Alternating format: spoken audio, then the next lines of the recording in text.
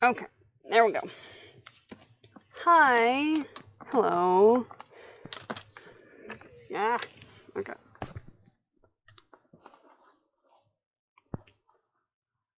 Oy, there we go.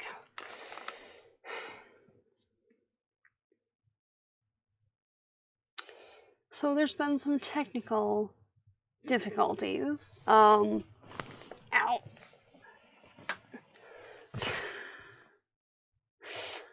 Hi. How's everybody doing? Hoping you're having a good day and all that. Yeah. Alright. Okay, there we go. Alright, so.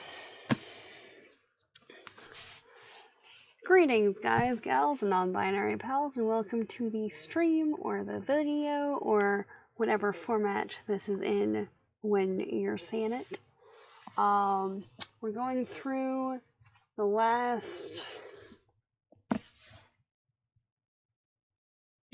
third, I'd say, of Firekeeper's Daughter.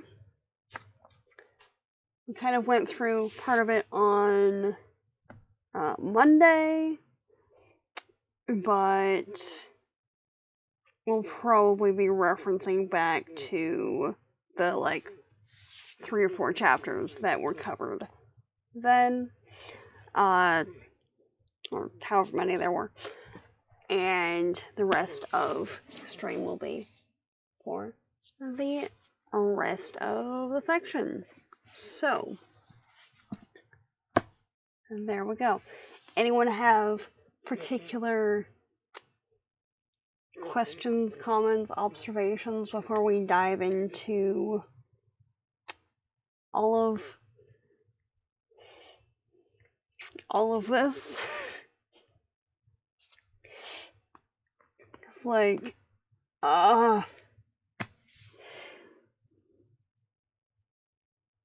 it,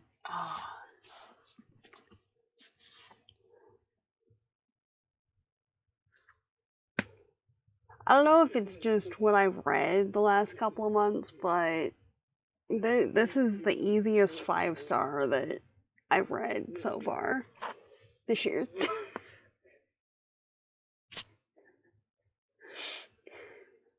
Like, easiest by far. Alright, so.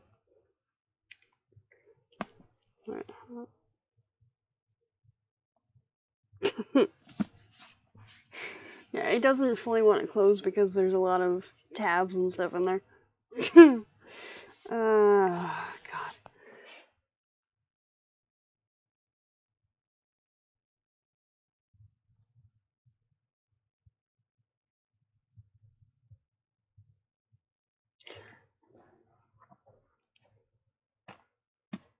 No, I think there's been 3. Like there's been like 3, maybe 4 that I've given a 5. But like I've contemplated the rest of them. Like this just ow. But yeah.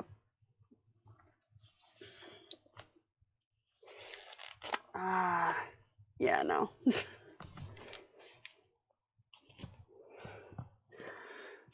Alright. So.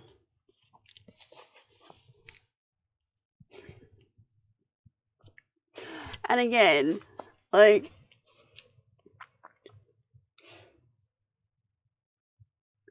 I say that I don't like mysteries and stuff.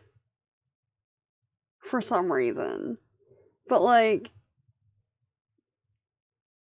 Favorite shows are still Sherlock, or like the favorite stories really are Sherlock and Criminal Minds generally, and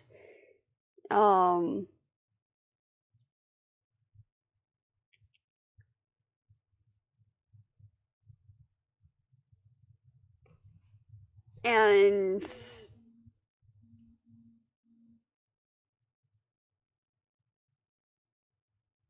what are you doing? Phone's just over here beeping randomly. Um, and I have lost the thought. Okay. We went with 4.75 because that scene should have been Coach instead of Ron, and we're sticking to that opinion. Yeah, no, totally, totally get that. Um,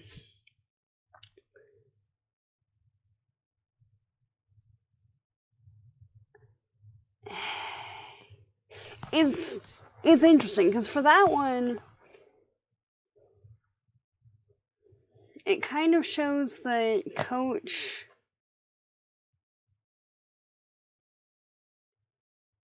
wasn't as I don't know.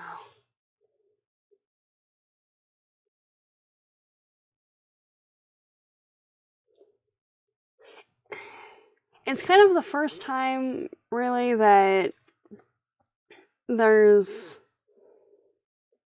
some doubt as to whether or not Coach is actually paying attention to what his players are doing, but then he's down with the team and everything, so it's that one's also kind of odd. So like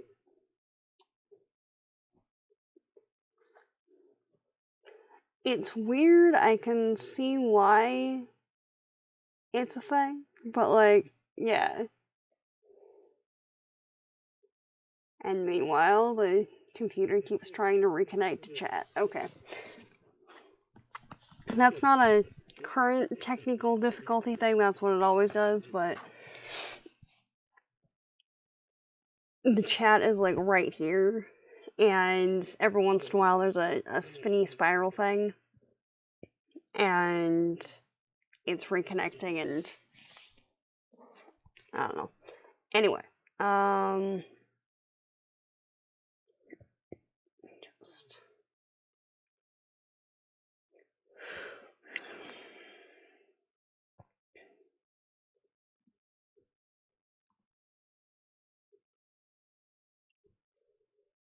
okay.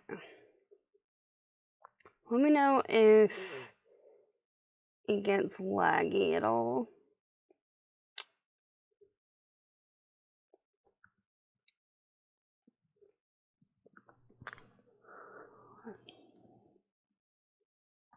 Okay. Anyway. Um.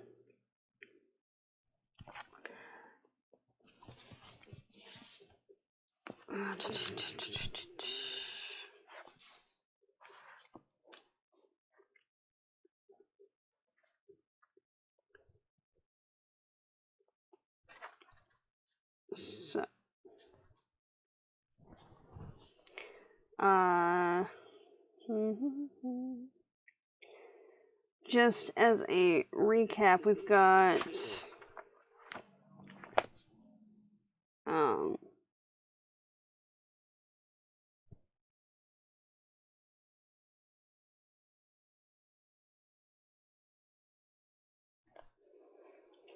we've got Donis in chapter 37 saying that uh, real love honors your spirit. If you need a medicine to create it or keep it, it's possession and control, not love. So like it's something that honors all parties involved, and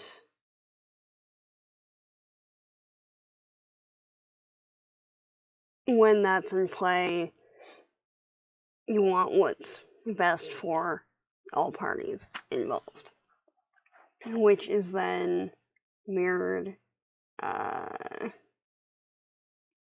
towards the end, wherever it went.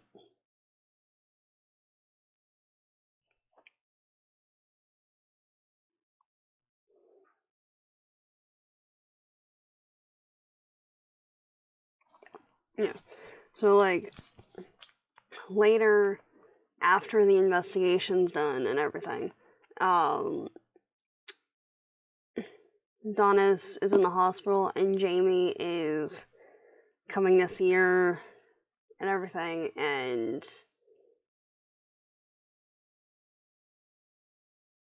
the both of them need to figure their stuff out independently in order to just be stronger as people. So, what was it?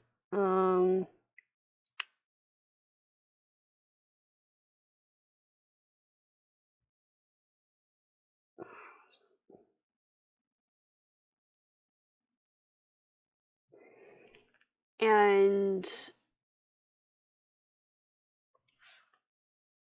Jamie's trying to figure out how to move forward with his life, whatever else, and comes out with, what was it? I need you, Donis. Help me find out if there's a place set out for me at a feast somewhere. I don't think I can do it without you. And it's basically the same thing that Travis said to Lily with the tell me what to do and I'll do it. I can't do it without you. I need you. What's your favorite line in Of Mice and Men?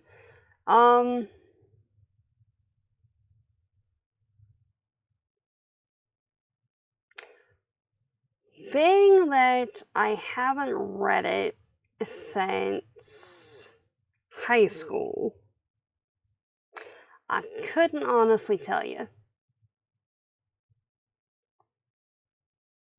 on that one.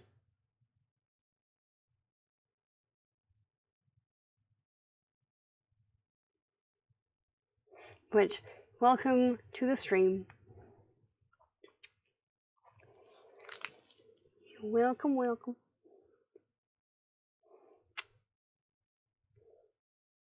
Also, thank you for the follow, Elio.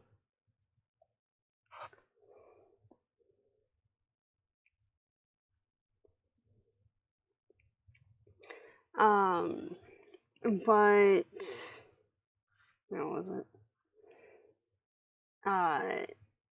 Dennis is talking to Jamie, and we've got, what was it?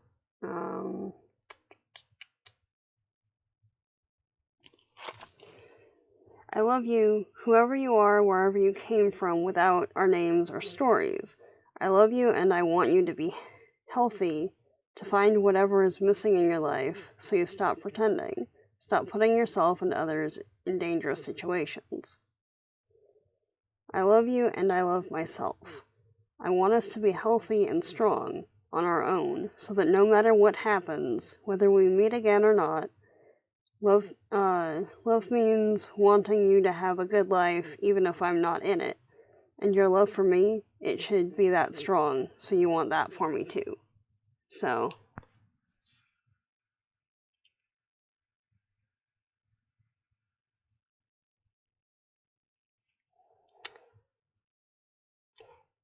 Elio, can you not?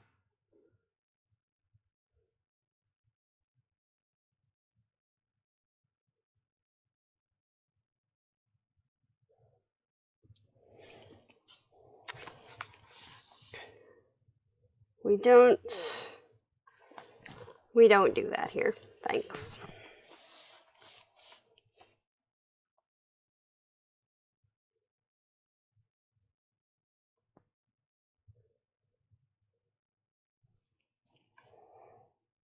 Alright.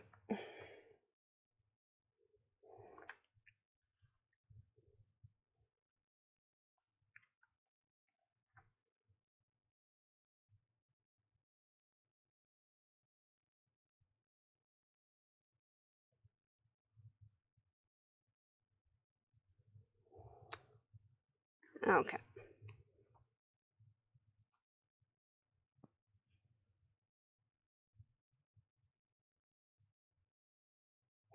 Now it came up as a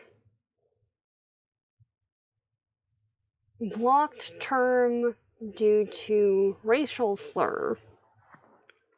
And it was one of those that if it's not actually a bad thing, then you can authorize it or not. So, yeah.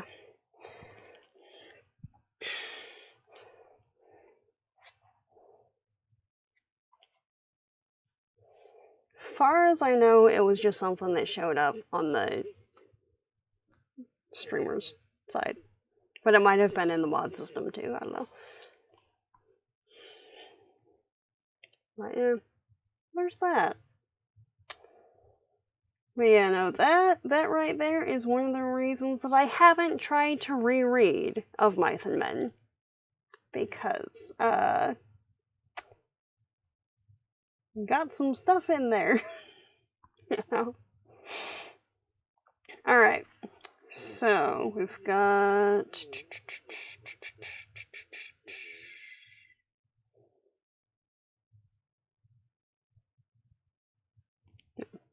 Oh, yeah. Back on this.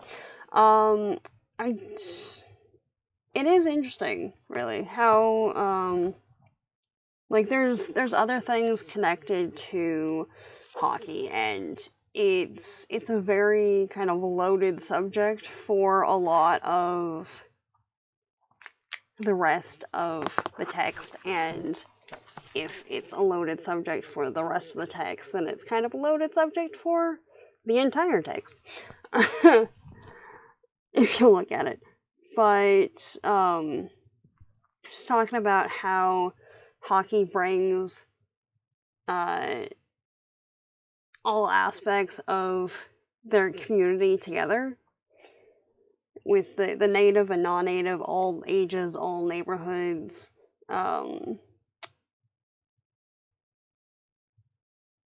all aspects of her identity are represented. And that was pretty cool. Pretty cool there.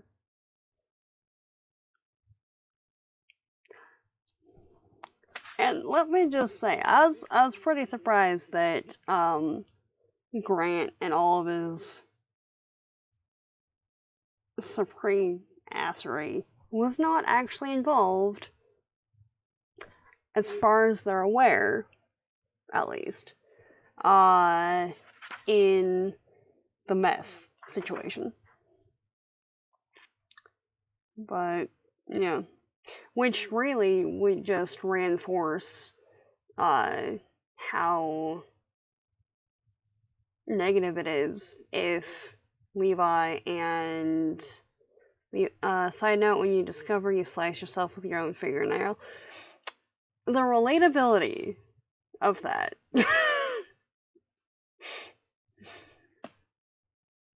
Like, seriously.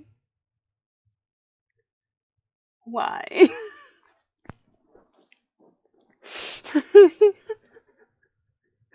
Like,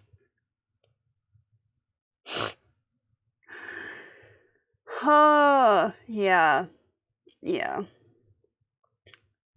It's that, and when I have a hard time typing because my nails are too long and just end up clacking on the keys, that I end up cutting them. But then you have to remember to file everything real well. Otherwise, you end up doing that because you just cut them and it's kind of a rough edge. Yeah. Very, very much.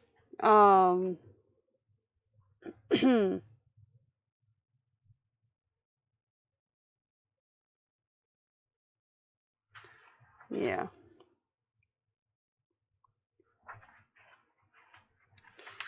Okay. So we've got that.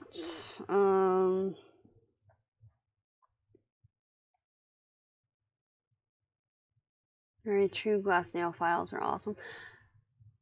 From what I've seen, they are. I have one somewhere. I don't remember where it went. It's around here somewhere, though. And I should be able to dig it out of wherever it managed to hide itself in not too long of a time. So, that's something.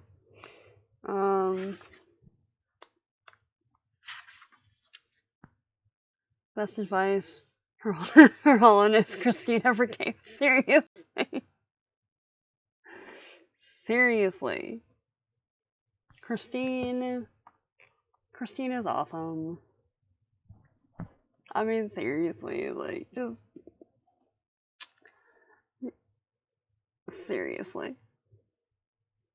But yeah.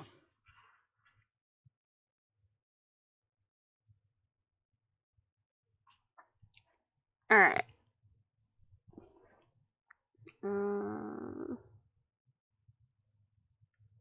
Okay.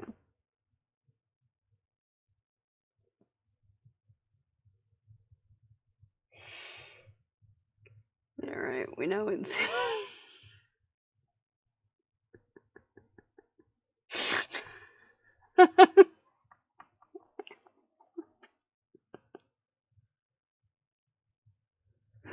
the stabby stabbies. I mean, at that point, you know, if I'm trying to find a nail file that much that, like, I'm randomly cutting myself with my nails, I could just use these as a weapon.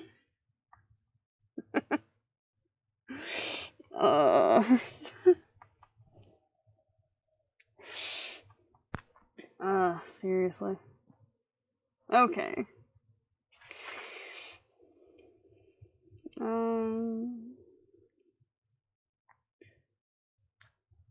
Okay.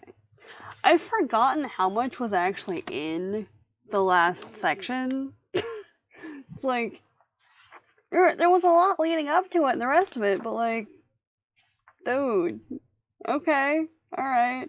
We've got everything from like Jamie telling Donis that he loves her to Levi's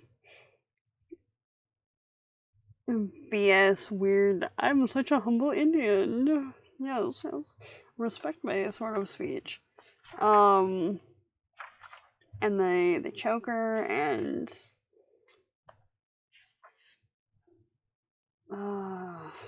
seriously.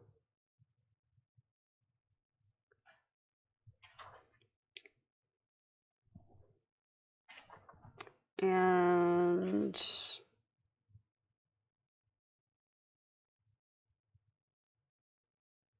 Donis being assaulted, which I'm glad that, just going off like future chapters and stuff, I'm glad that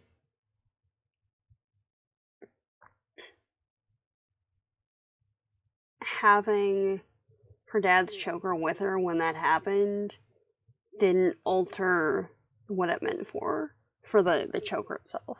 So, yeah. We love how everyone we're introduced to winds up playing a part. Seriously.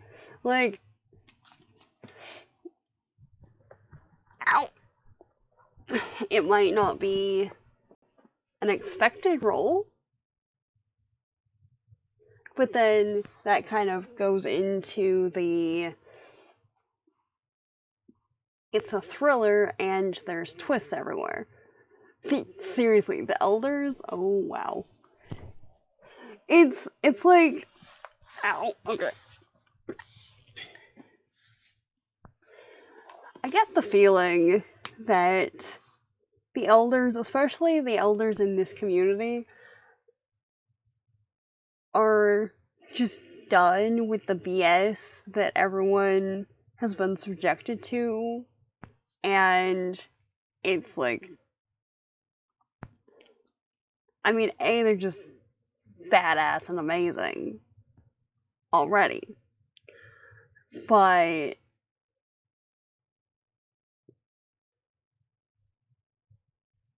like,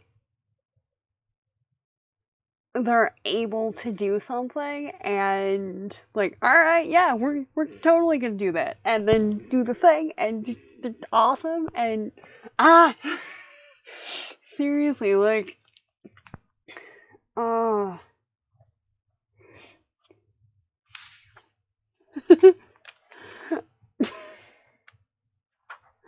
Okay, so we've got. How far did we actually get?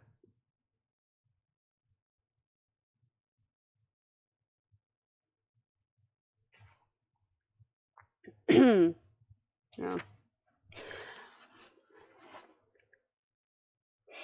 Right.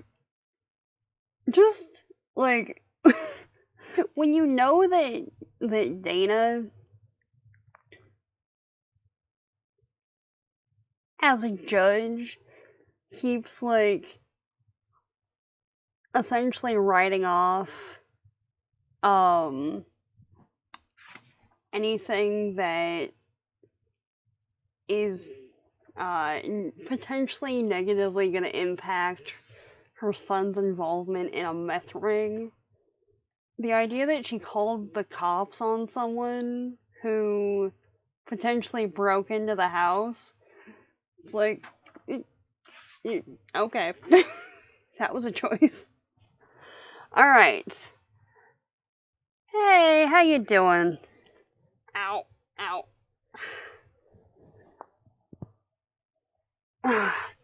And thank you for the follow on that one. Okay, one sec. What letter would you like to start with? And it could either be the Cockney or the English.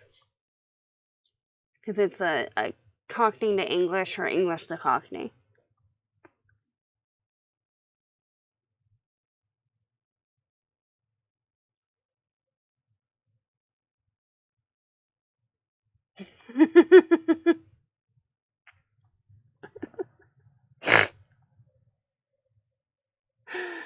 Hello.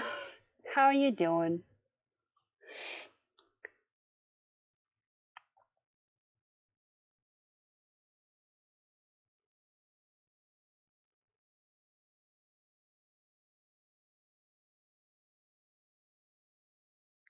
Also, thank you for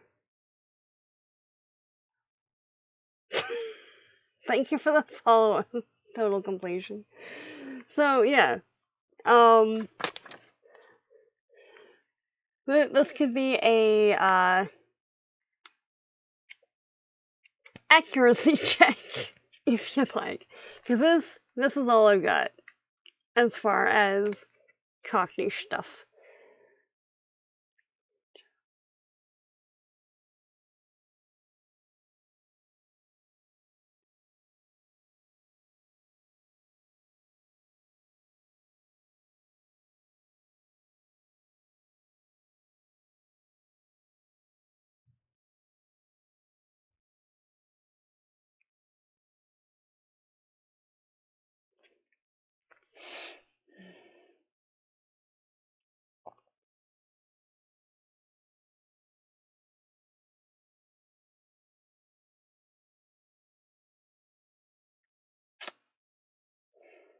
Right.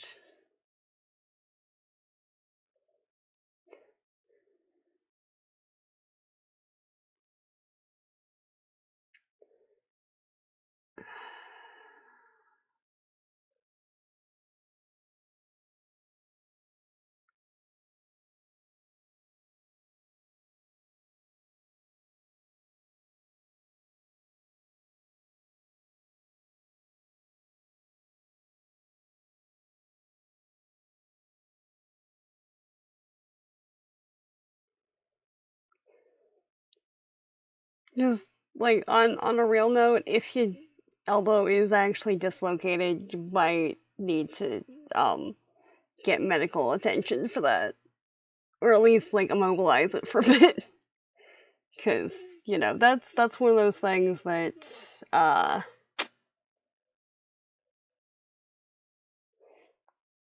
doesn't really sort itself out easily.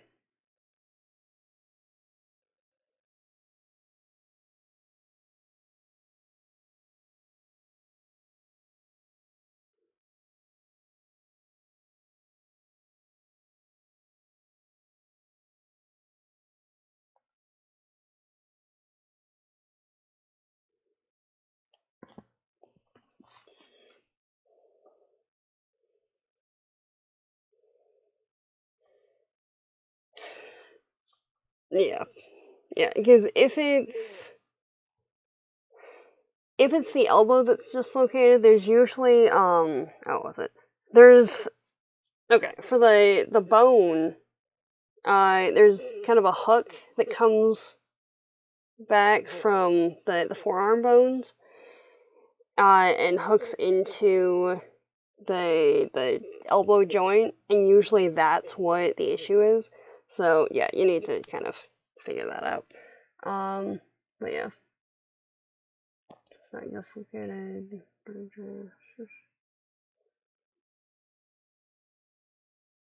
Guys, really?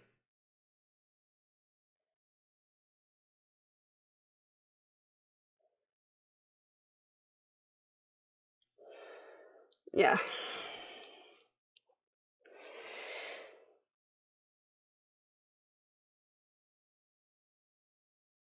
Yeah, that does sometimes happen. If that's a thing, just as a thing, um,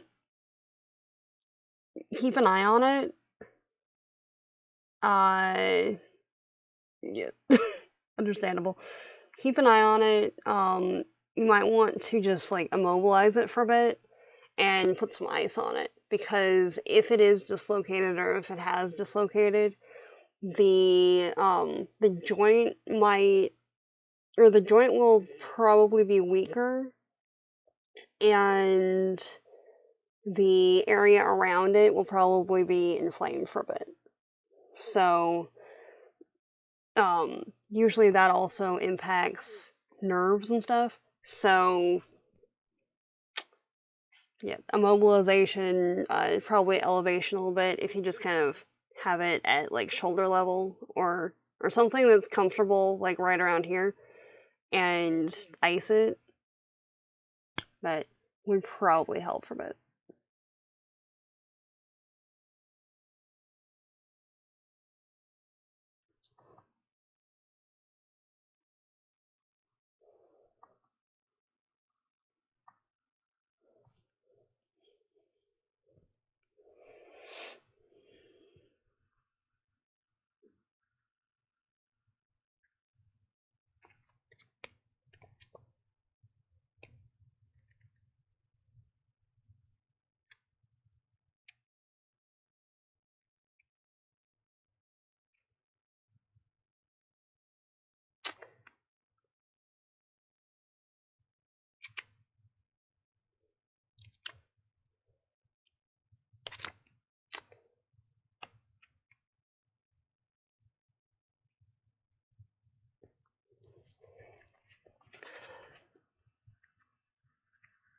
Okay, so I was giving y'all the benefit of the doubt. Total completion, no. That not not the kind of convo we're having up in here. Okay? Alright. Might not be able to follow all of what's being said in the chat right now, but that came through loud and clear. Yeah. Exactly. Or if you want to stay online, there's always OnlyFans. That's a thing.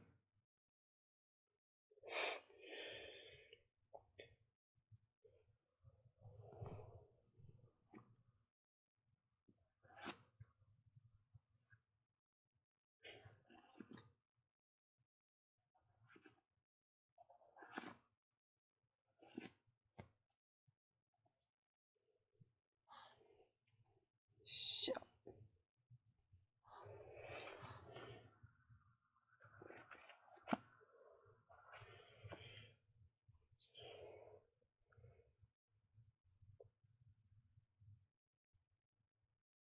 yeah, really.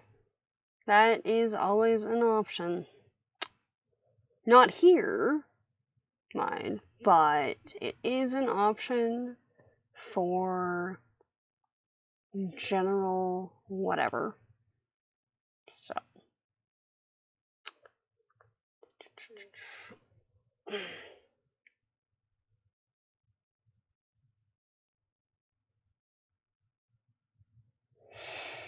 Alright.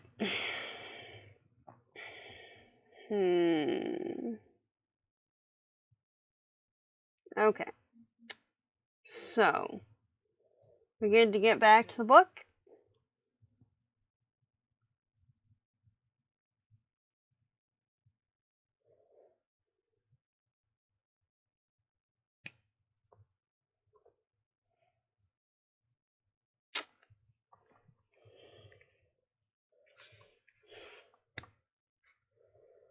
Alright.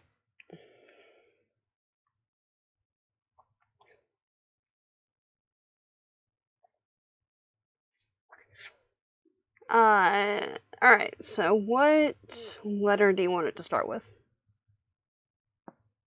It's just picking a random word out of this. That's all. Ah. Alright.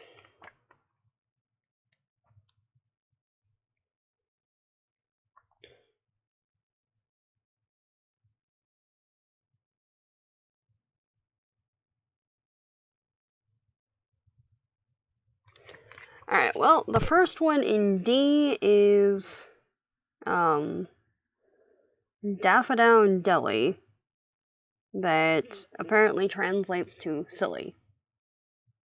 Again, I have no idea how accurate any of these are, but that's what we get. And don't know if they're still in the chat anywhere, but Thumb picked the same thing and never gave a letter, so we're just gonna go with T. So we've got, apparently tea leaf is thief, which, okay, but yeah, that's the extent of what it is.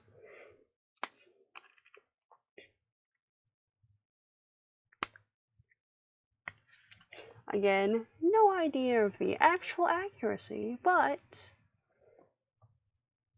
'tis a thing. So, there we go. Thank you for participating in the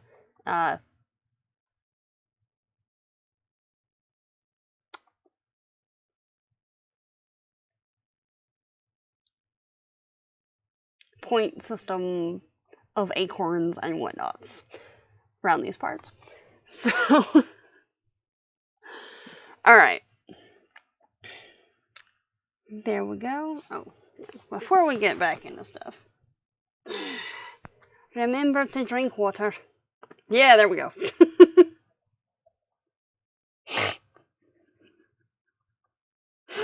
Channel rewards.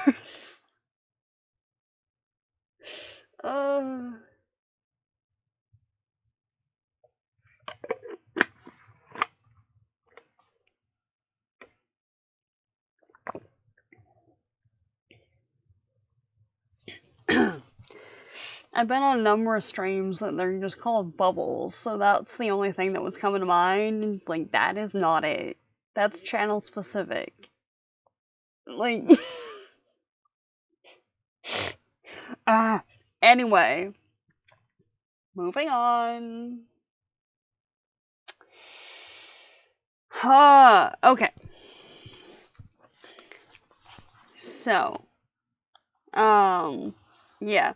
The two, not necessarily the two big takeaways, but two real big takeaways from the last third of this. The elders are awesome and badass in so many ways. And I'm glad that Donis was going to Manoa. Or Manoa. Manoa? Yeah. Yeah. The University of Hawaii, Manoa, for her ethnobotany degree, and not Kent, because one of the universities in Hawaii. Spelled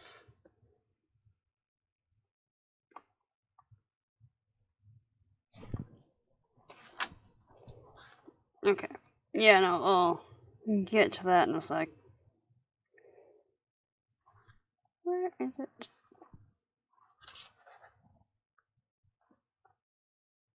Oh, wait. There we go.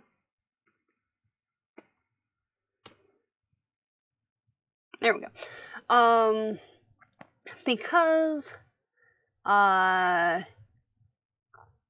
Manoa focuses on the chemistry side of botany and ethnobotany versus the anthropology side that's in Kent, and it's a good program. The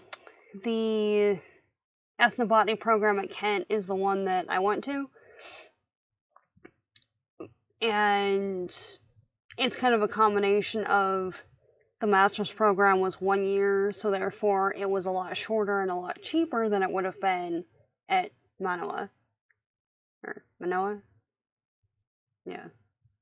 I need to figure out how to say that. Like, seriously.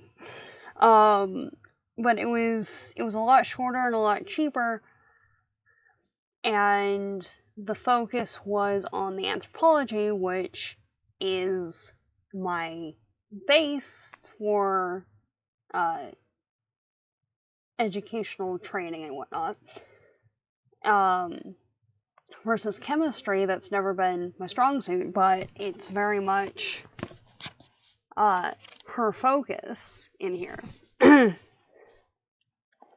So she could have worked with what's available at Kent, but the international student difference in price would have been more than it would be to be like an out-of-state student, and the degree might not, like, it should, because it tends to, but you have to get it converted in order to do anything with it in the US. But also, Manoa has, as far as I know, they have indigenous practitioners they work with because it's in Hawaii, and they have native Hawaiian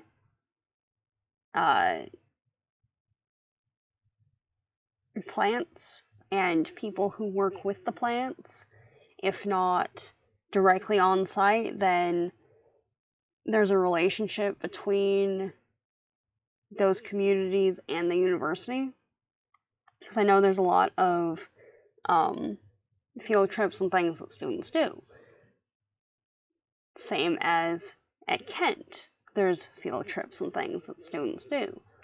But at Kent, it's trips to Kew Gardens and the Eden Project, which is great if you're just studying the plants, but if you're working on the plants and the relationship to the people and how all of that interacts with society and everything, the plants are isolated.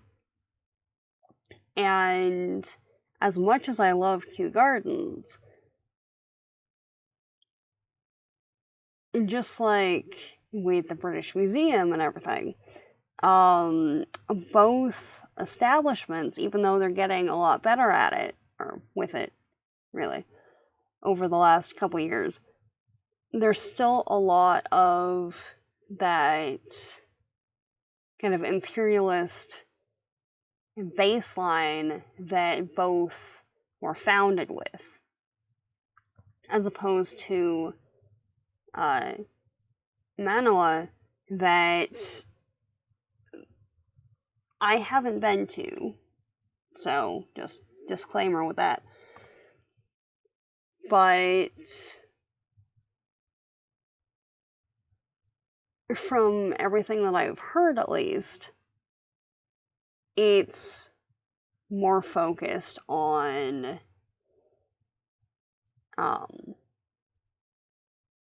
recent advancements and things, and the more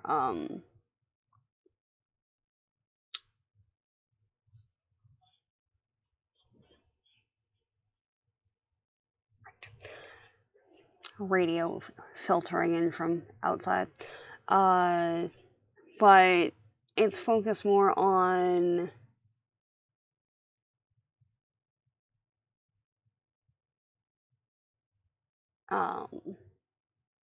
moving forward in like the ecology and how the plants function and things because of the chemistry elements.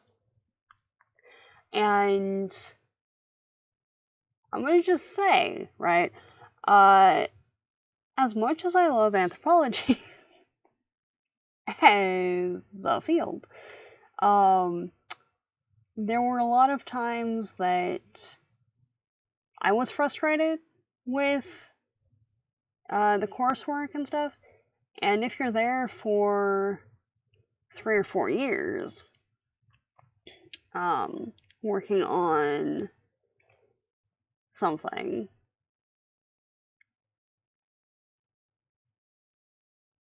from what from what we've learned of Donis and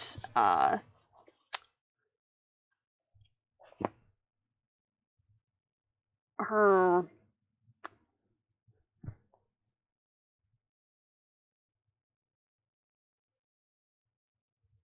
herself, really, and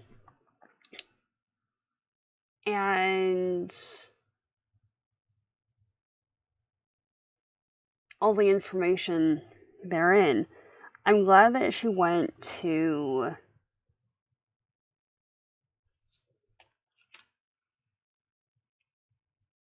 Manoa because I know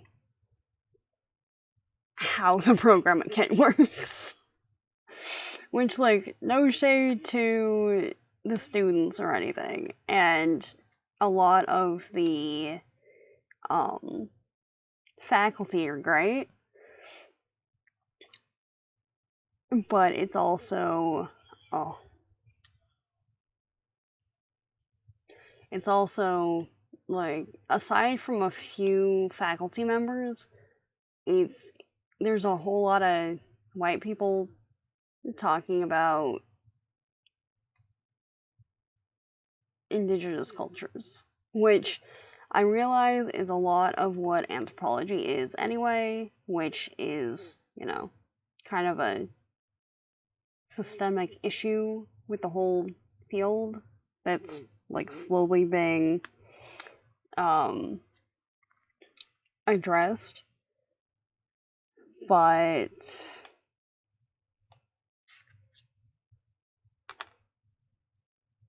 it's a whole thing. Base though, she's a chemistry person. I'm glad that she went to the chemistry school instead of the anthro school. We'll leave it there. Yeah. And yeah, no, that one was pretty awesome. Not gonna lie. Like, seriously. It was like that, and like, on the one hand, it was like, oh yay, I figured it out, whoo! When it was revealed that the pucks were transport containers for meth. But on the other hand, that's what they were handing out to everyone at all the games. And if you figured out that it was in there,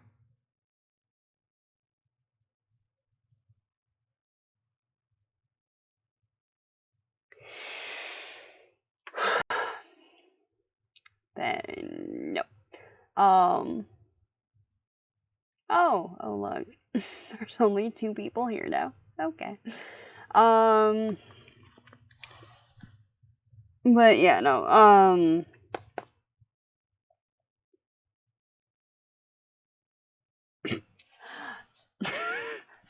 I did also appreciate how not only was she critiquing the, what was it? The hockey pucks and the whatever else. Oh, yeah? I think they were souvenir pucks. Because at one point, how was it? Because at one point, Coach handed Donis and some of the others a box of pucks, and she was noticing that they were kind of off weight, but they were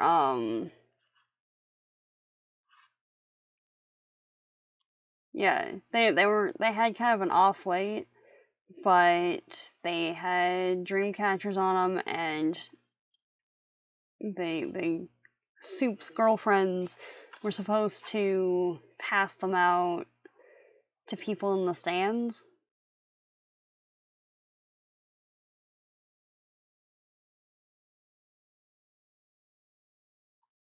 Or was it sell them to people in the stands?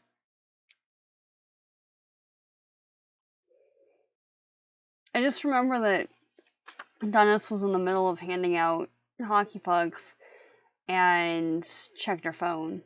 She does open the box, but Coach basically tells her wrong. Oh, right. Okay. Alright. That would make sense then. That would make sense. I know there was some issue in there, but I can't remember what it was exactly. So, yeah. That would explain a few things.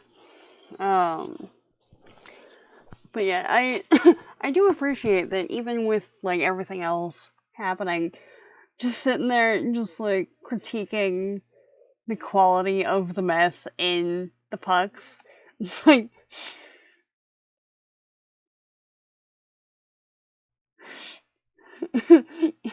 even Jamie's would score a higher price than this. Like, seriously. At which point, like, is Levi the one they have making it? Or what? I don't. What?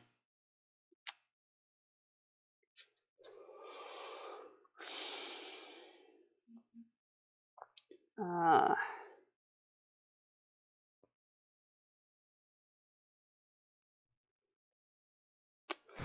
Okay. Well, it's just us. Does being called gal or babe bug you?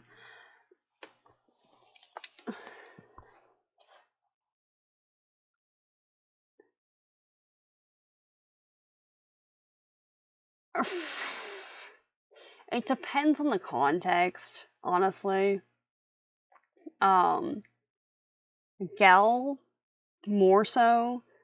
Babe, like, when it's people I don't know, especially as a thing, like, yeah, we were being amusedly amused for most of it.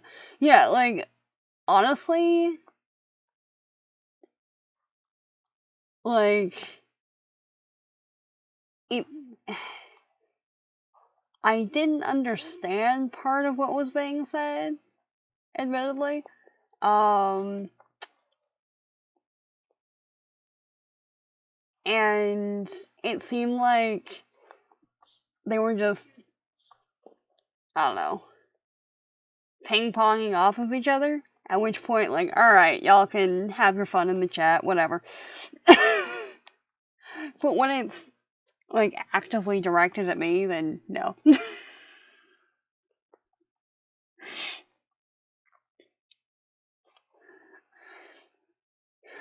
Just like, if I don't know you and you're busting out the, oh, sweetie, like, and it's not, you know, very much a cultural thing, because, like, you're from the South, and that's, like, how you address everybody.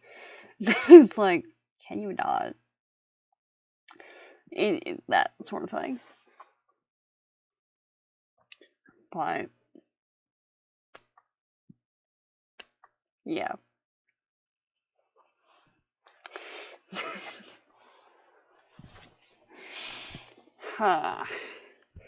But, yeah.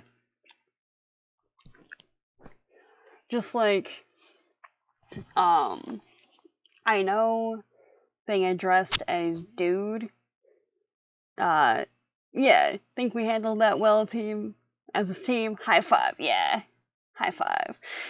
like, the only issue I had with any of that was, like, the actively, like, negative or potentially negative bits. Like, I forget who it was, but they were referencing, yeah, different combo, but prior, when the message wasn't showing up, it was because they were referencing, the racial slurs in Mice and Men, or in Of Mice and Men, and saying that that was their favorite part of the book. So, yeah. But yeah, no, just as a thing, like, good job, team. There we go. But yeah, no, like, I know sometimes people have a negative reaction to being called dude, or having, like, dude just bandied around in regular combo. So I've been trying to not do that so much in videos or streams or stuff, even though I'm from SoCal. That's the SoCal in the 90s, like, with the surfer lingo and everything else. That's very much part of my speech pattern, I realize. But, like, also don't want to make people uncomfy, so there's that. But yeah. It's good times.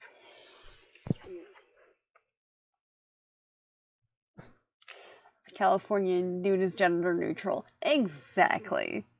Like, honestly, dude is gender neutral, works for people, animals, fruit, objects, whatever. Weather patterns. Like, exactly. Exactly. It's like, I know it's an issue for some folks. If it's an issue for you, let me know and I'll try to not do it. But, like, also.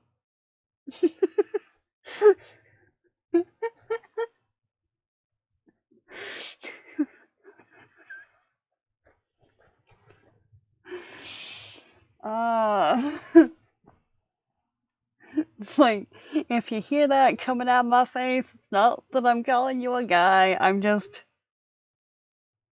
addressing you as an individual in the surrounding environment. That's all. Especially because, as an animist who ends up personifying, like, everything, like, the number of times there's been some squirrel who's being really annoying, and it's like, the dude was just there, chomping on nuts, just staring at me, being obnoxious. Like, it's a thing. I don't know. Anyway, moving on. Yeah. Like,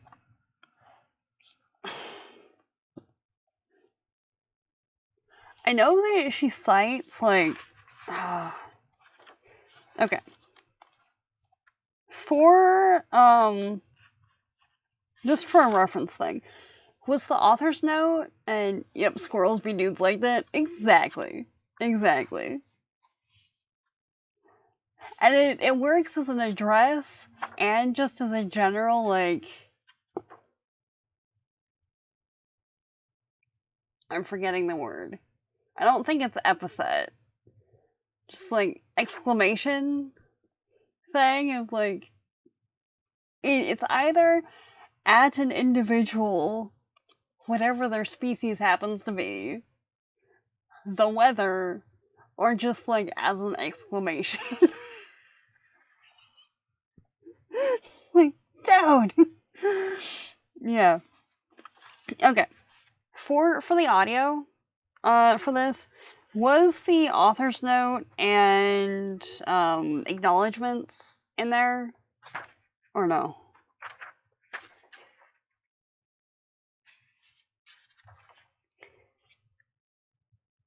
Because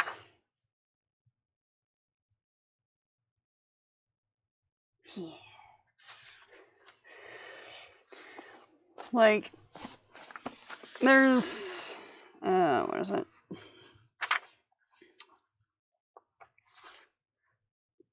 There's a couple of resources. Oh no, sources. There we go. I don't think so. Okay. Because there's a few sources that are referenced in here too. Oh, and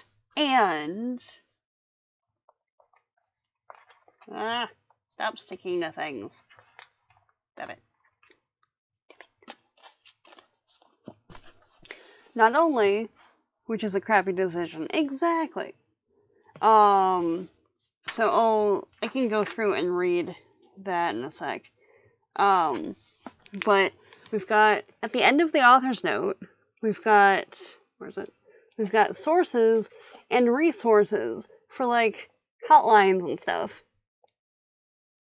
Like, seriously. That is cool. That is very cool.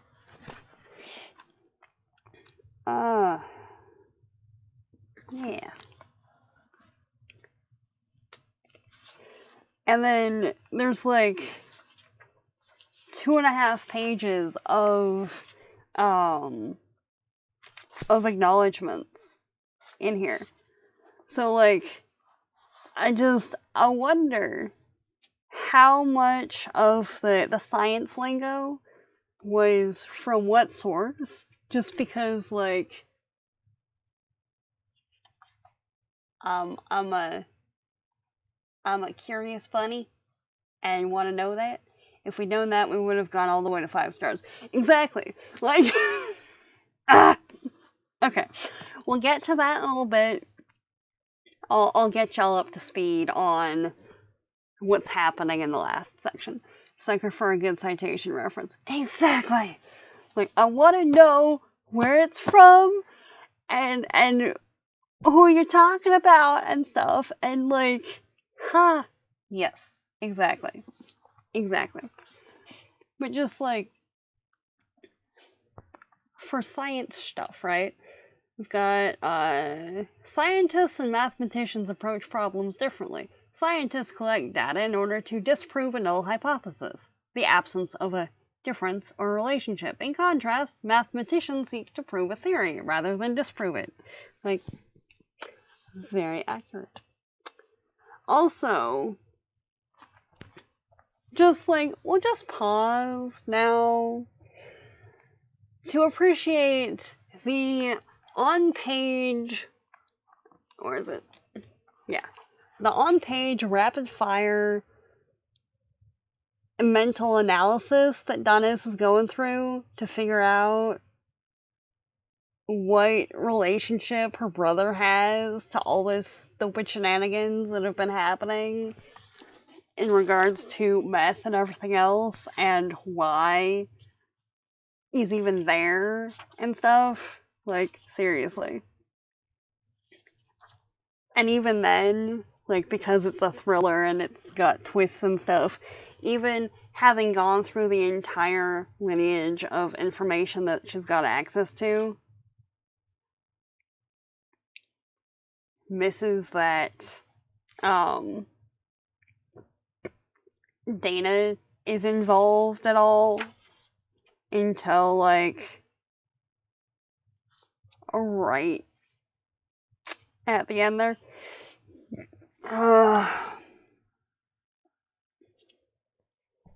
Like, seriously.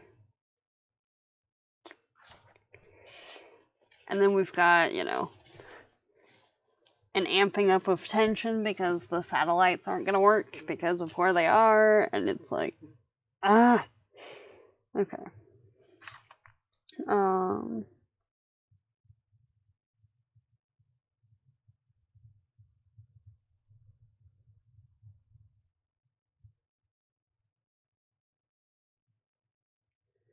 And the postcards from Jamie Sweet. Exactly. Like, oh, seriously. Okay.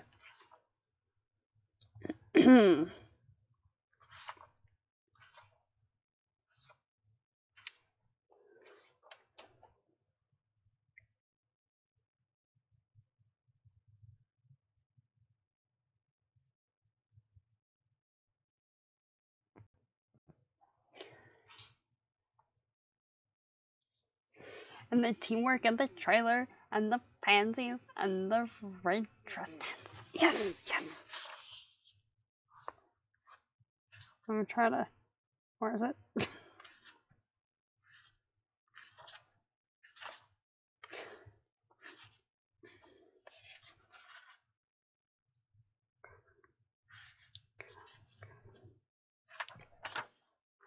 Where is it?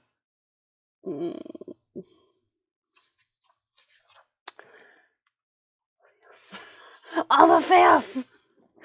All of them. Yes. Yes. Oh, yeah. Also, there's a bit that Donna's is telling her mom that she was right about Uncle David not being a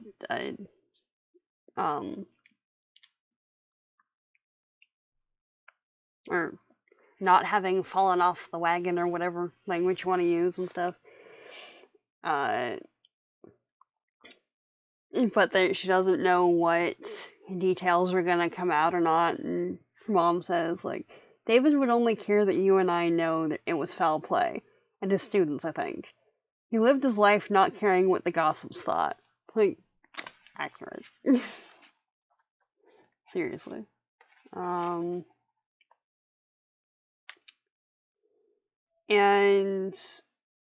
just the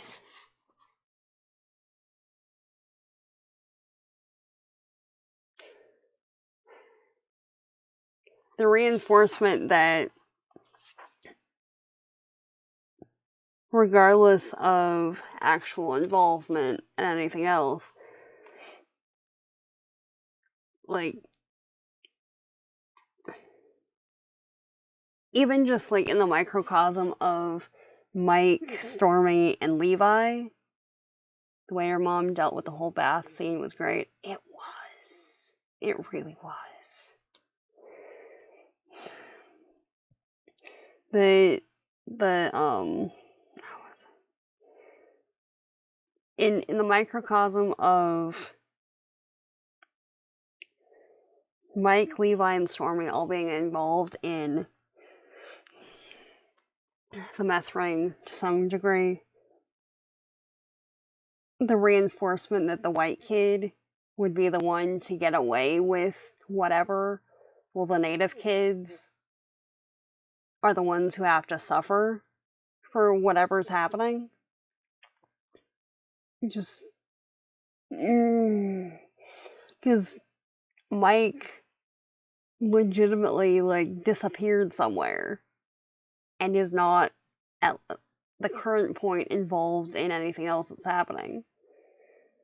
And there was a hypothesis that he might have escaped into Canada, and she's thinking about it, and, like, there's probably no way that he would have done that without help from his dad. Which, again, the native like the indigenous people, the members of the tribe being completely shafted by those not part of the tribe or part of the community. And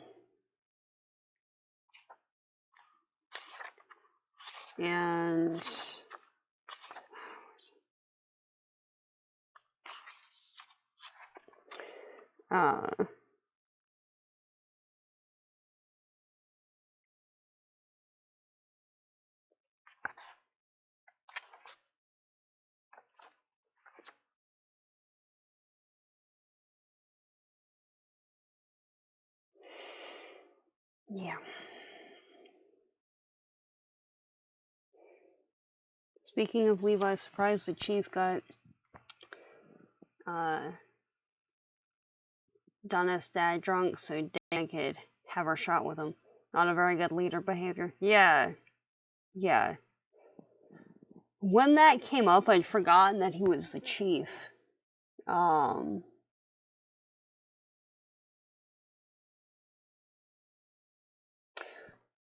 Or if Macy is the same age as...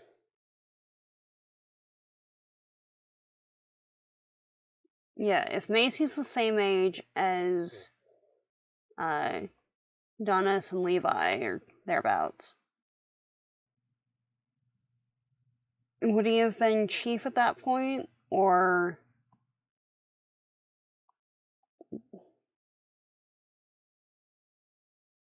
the one slated to become the chief? Either way, it's not good leader behavior, and it's real shady and everything. But, I don't know. Wonder if Stormy had an encounter with the little people. Maybe he's enchanted. Might be. I don't know. Might be. I don't know. Also, with the whole scene, what was it? According to Auntie, when Stormy's parents visit him, they all speak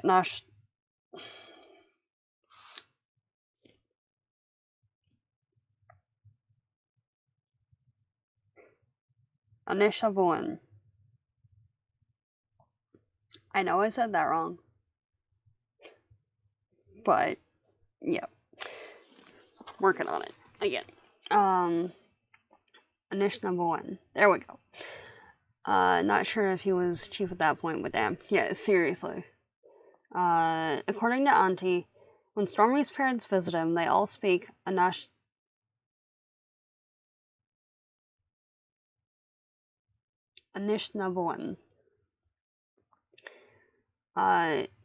His parents are there every day. His parents are there every visiting day. They move to a town near the federal detention center where their son is being held. His father parks outside the facility and drums each night.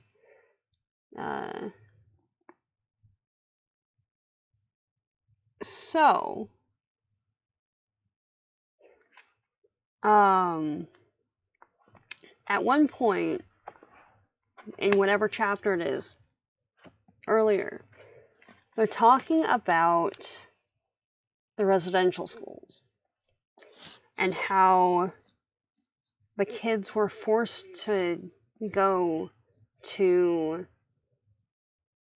the state or church-run residential schools where they weren't allowed to speak their language,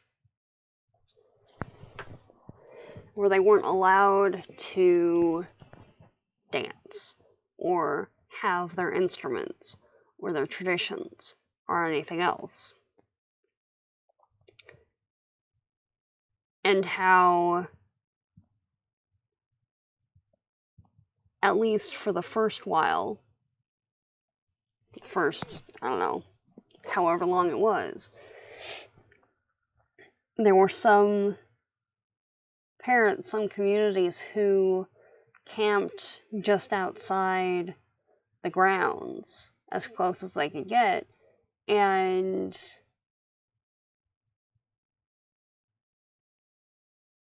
would drum and sing and chant as much as they could to let the kids know that they weren't alone, that they had community still, that they were still part of the group. And just like when the kids were taken to residential schools, the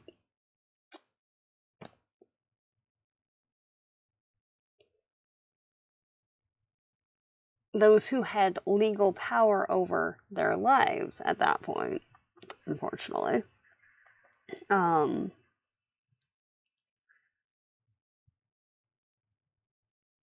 so when Stormy is taken to a holding facility where he could not leave, he could not escape from, where presumably those inside only speak English to him, and in order to have any communication with anyone else, is forced to speak English. The only thing that he's said for the probably, I don't know, year and a half, no, almost a year, because by that point it's a 10-month, it's a 10-month gap, so they would have been in holding for about a year when the trial actually comes up. Yeah. So when his parents come, they only speak the native language. They only speak their language. And they're parked outside with the drums so that he knows. Yeah. Stormy's dad drummed for him every night of the Spirit Journey trial. Yeah. Yeah. And I don't know if it's because there was like that forced separation,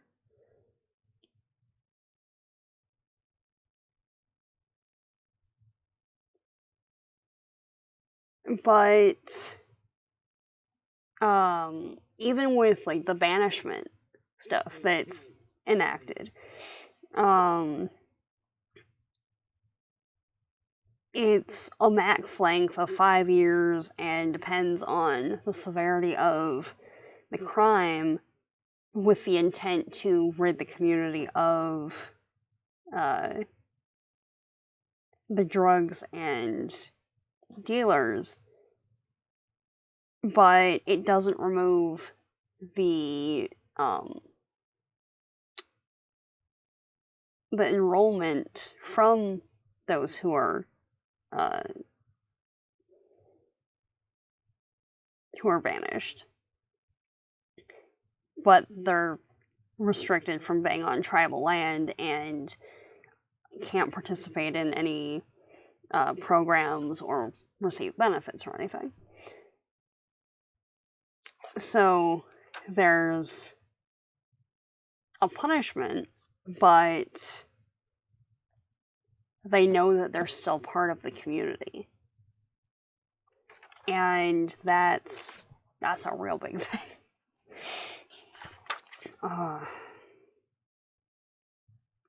Yeah.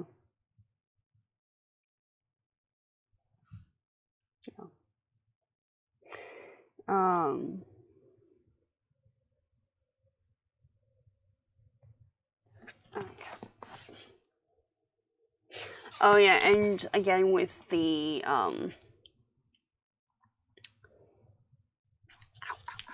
Okay. Resituated. Ow. Alright, there we go.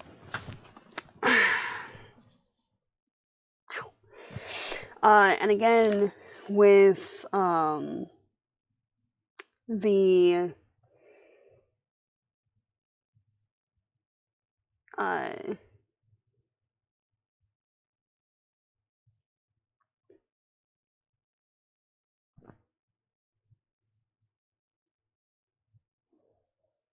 the community members getting the short end of the stick,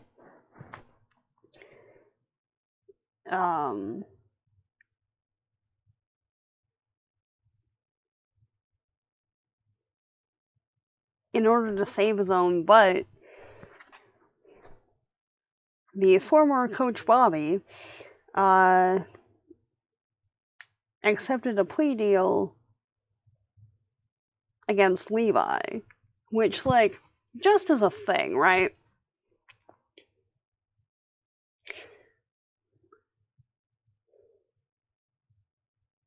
Coach, who, from what we know of the guy, if not if not the ringleader, was at least very heavily involved, decided to turn state's evidence against an 18-year-old? Really? Like, to save his own butt? Because, what? He couldn't be arsed to actually do anything else? Like, seriously?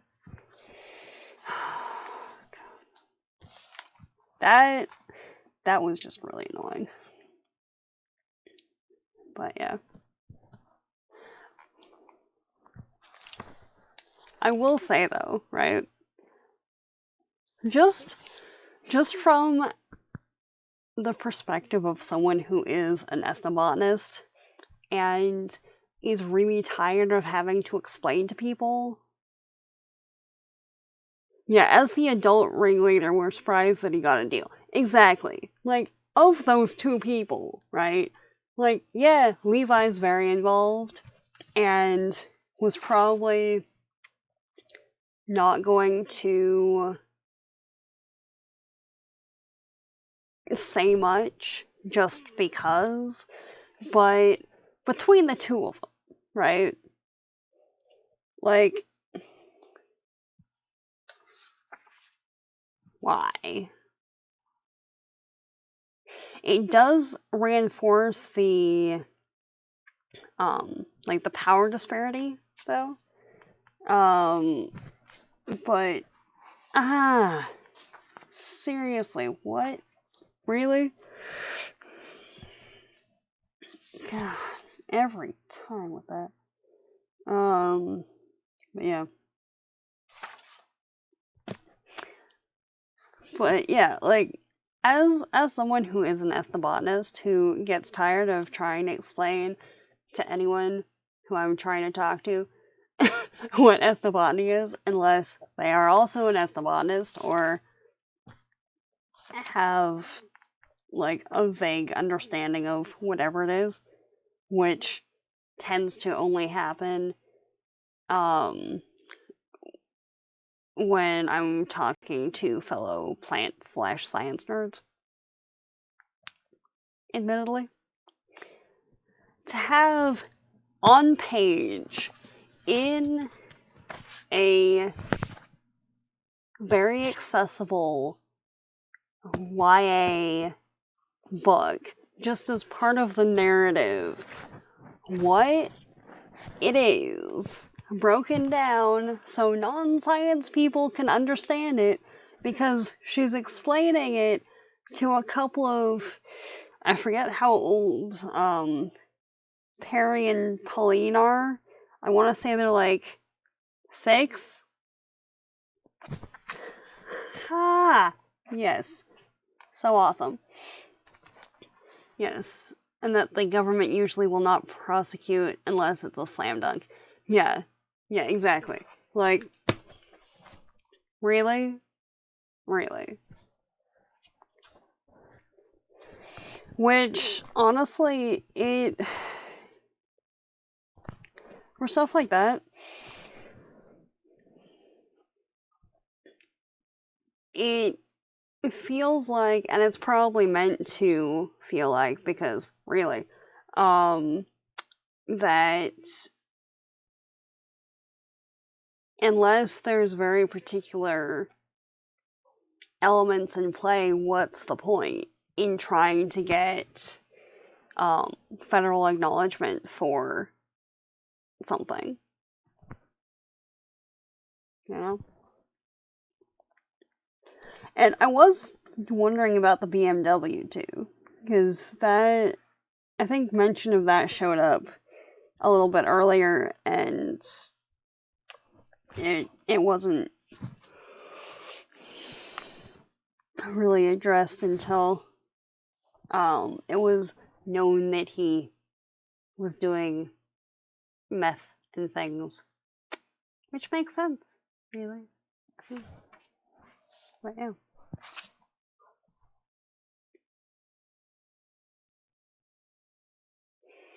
But yeah, just the University of Hawaii at Manoa has a great ethnobotany program. That's the study of how people all over the world use plants as medicines, among other things. It's got biology and chemistry, but something else too. They look at things with indigenous eyes. And every summer, I'm coming back to do an internship with Sweetie Nimke. When I graduate from college, I'll be her apprentice at the traditional medicine program. I know what I want to be, what I am, a traditional medicine practitioner and scientist. I just, if you're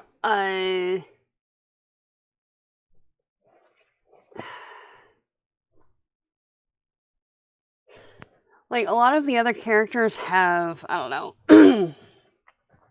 a random Ford truck or Acura or whatever. And then Coach, who is the coach for a high school hockey team, rolls up in a BMW. Compared to other characters, it's evident that there's maybe something different, but then there's also like a casino not too far from them, and if someone plays the slot machines or whatever and is actually good at it, then alright, whatever. But then there's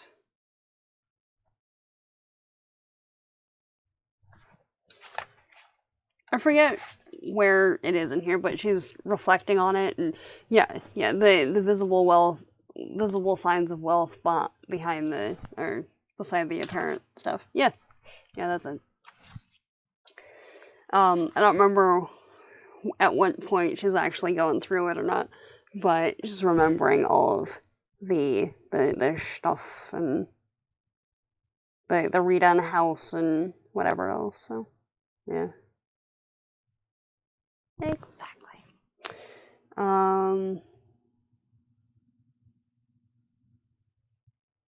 Oh yeah, just the outfit though, like, oh, what was it?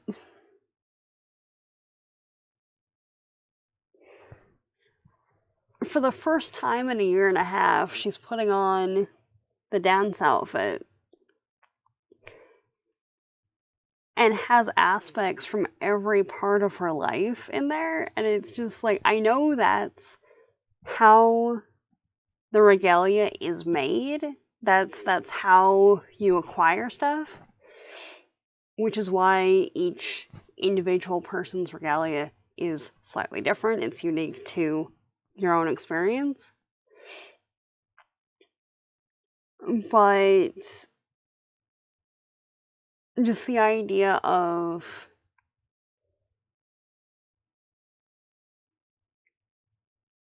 literally having your history, your family, everything like around you, even down to Grandmary's red lipstick that she's wearing. There's so much visible consumption in the community because per cap it camouflages it. Yeah. Yeah, exactly. Exactly. Yeah.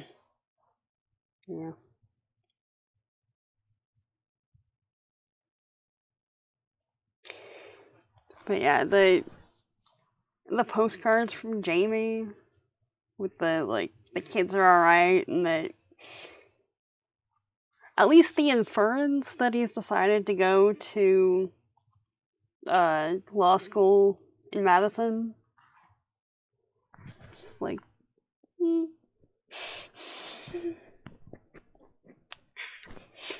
seriously. Also, right? I know bells are like it's calling energy and it's a healing thing depending on how they're used, but I never known that that's what um the jingle dance was associated with, which is very cool. So, yeah.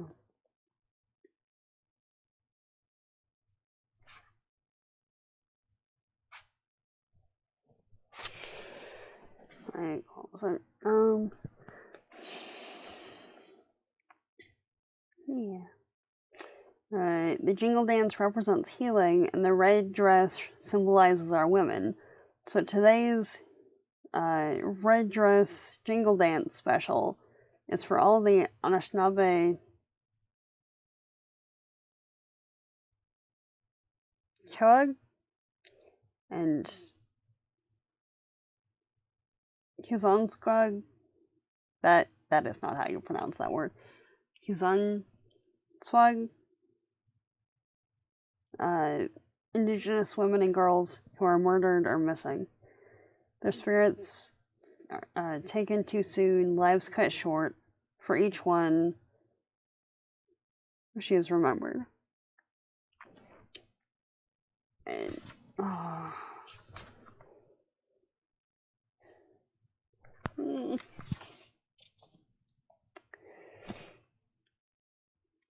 Okay. And then the last bit in here, right? The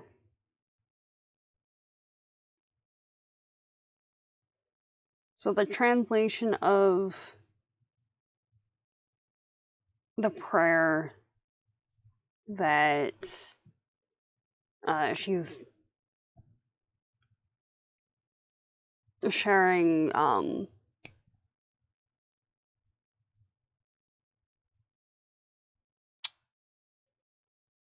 as the drums are going, right? Greetings, Creator. I am Red Bear Woman, Bear Clan, from the place of the rapids.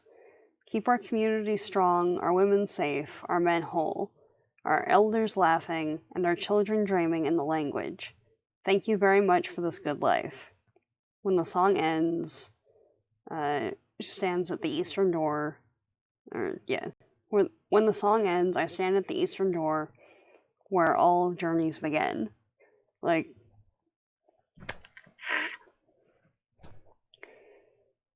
as a, like, this is me. I'm from here. Take care of my family. I'm gonna go on an adventure. Like, so awesome. Okay. Alright, so, being that it wasn't in the audio, which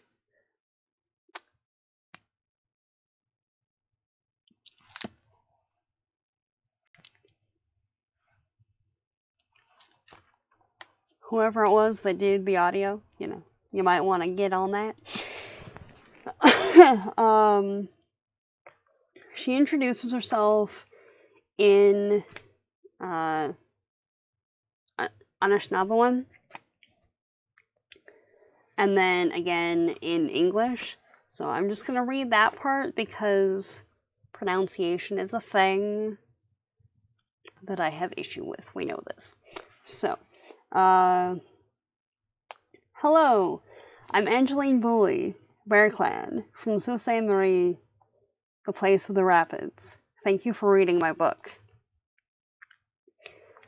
I set out to write Firekeeper's Daughter because there are simply too few stories told by and about Native Americans, especially from a contemporary point of view. We exist and have dynamic experiences beyond history books or stories set long ago. The creative spark for Donna's story was ignited when I was in high school and a friend mentioned a new guy at our school who was just my type. Although I never met him, it was later revealed he was actually an undercover narcotics officer. As a teen, I loved reading thrillers, an early favorite being the Nancy Drew series. Yeah, and somehow I never connected Nancy Drew to thrillers, but fair. What if I liked the new guy and he liked me? Or rather, what if he needed my help? The story captured my overactive imagination and stayed with me. After college, I worked in tribal communities focusing on Indian education to impact Native students. My career led me back to my own tribe in Sault Ste. Marie. Huh.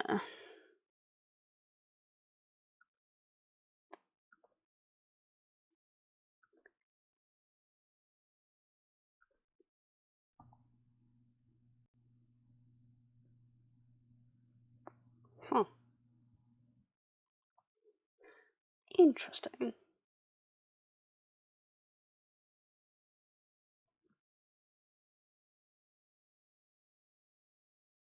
Alright, so apparently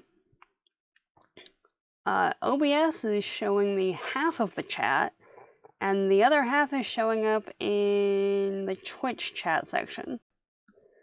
When it feels like it. Yeah, okay.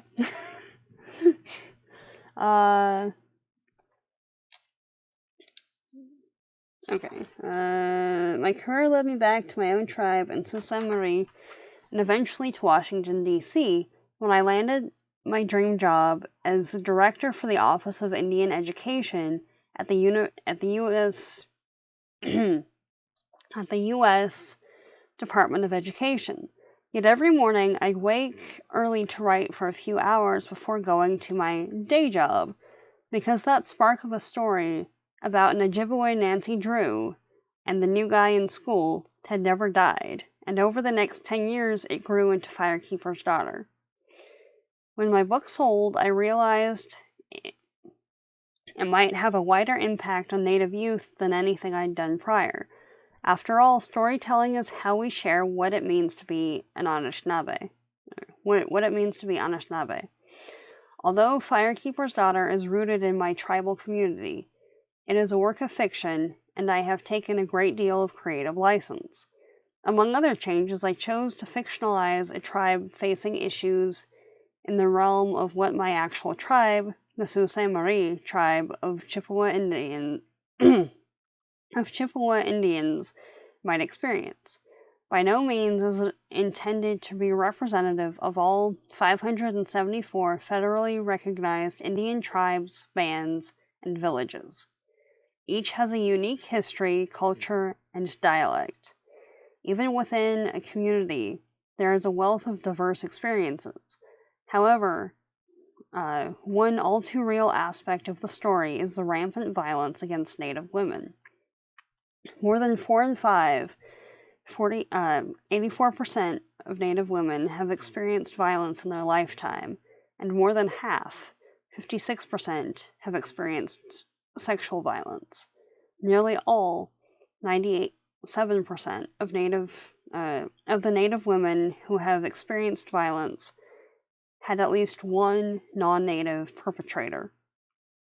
Although it is a difficult and exhausting narrative, I felt it was important to show the painful reality of these experiences, especially within the specific context of the predatory targeting of Native women and the jurisdictional quagmire on tribal lands.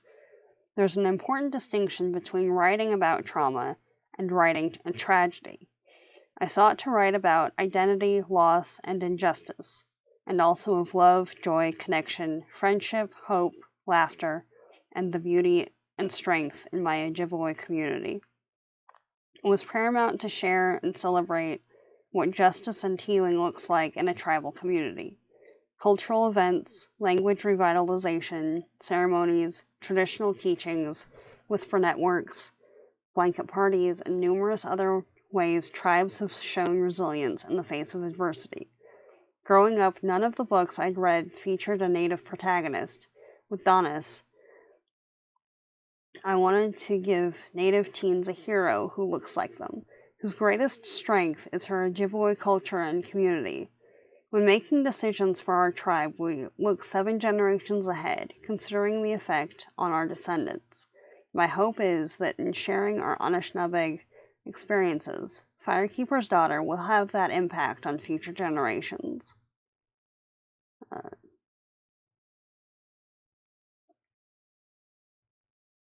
Books are good medicine. Adrienne Boulley. And then she's got the sources and stuff in there.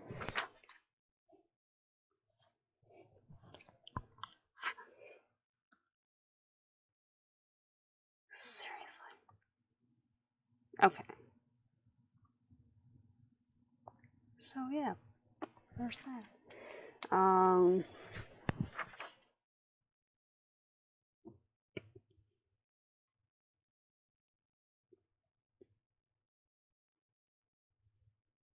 Yeah.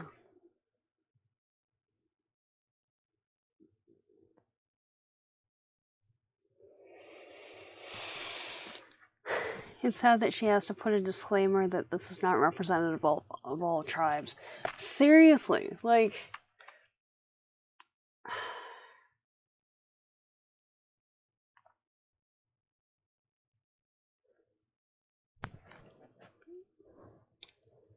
I know there's someone who would look at, like, I don't know, a book or a film or whatever that's set in Paris and think that's representative of the entirety of France or something. But yeah. But it's generally accepted that, like, one city is very different most of the time to another city. So you wouldn't say that, like, New York and LA are the same thing, aside from the fact that they're big cities. But you have to put in a disclaimer that each of the very distinct communities are their own unique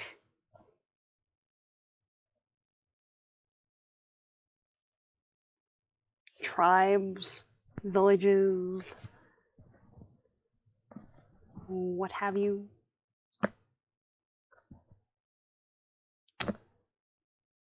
Like,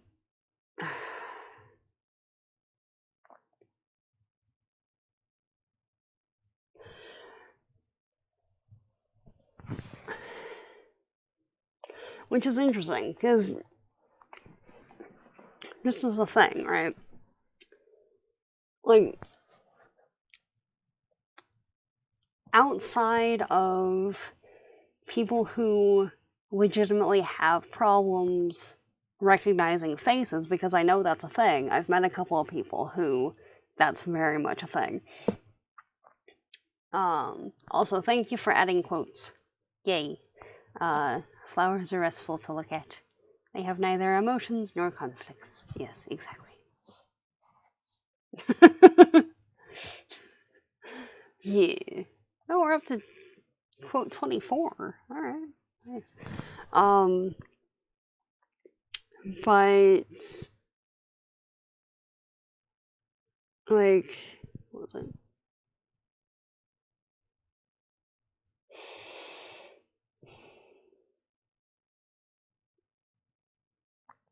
The number of times that I've heard, and it might be true in other communities and I've just not heard about it, I don't know, but the number of times that I've heard a white person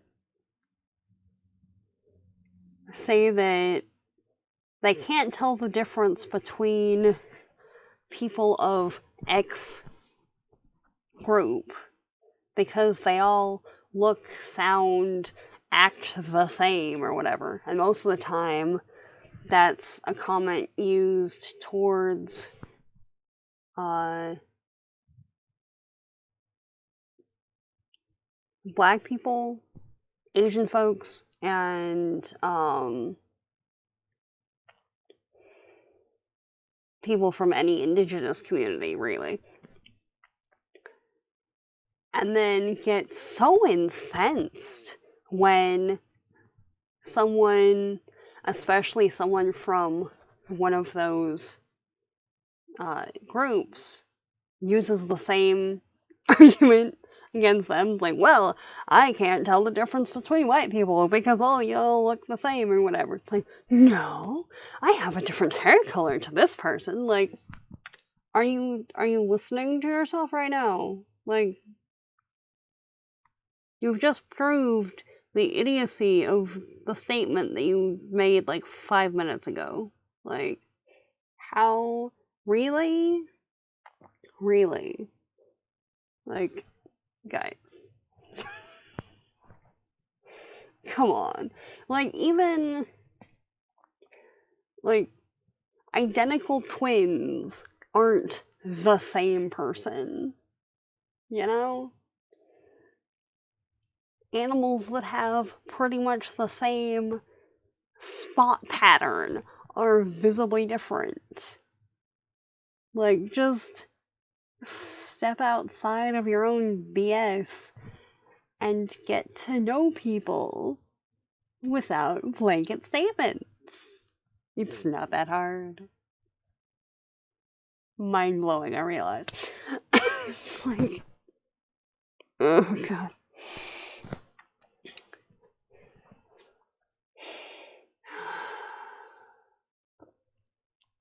Which is even more fun because,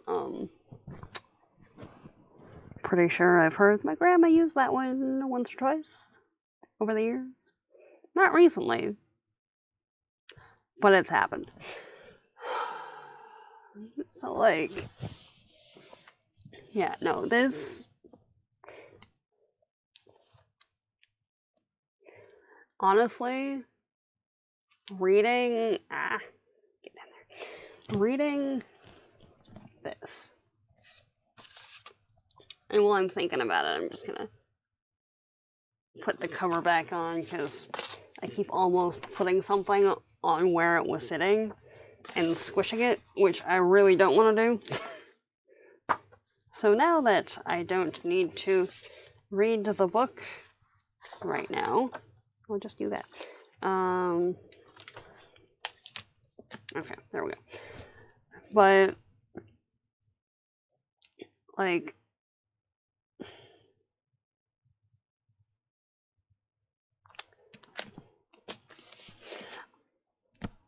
I'm really looking forward to anything else that she happens to come out with, because, seriously.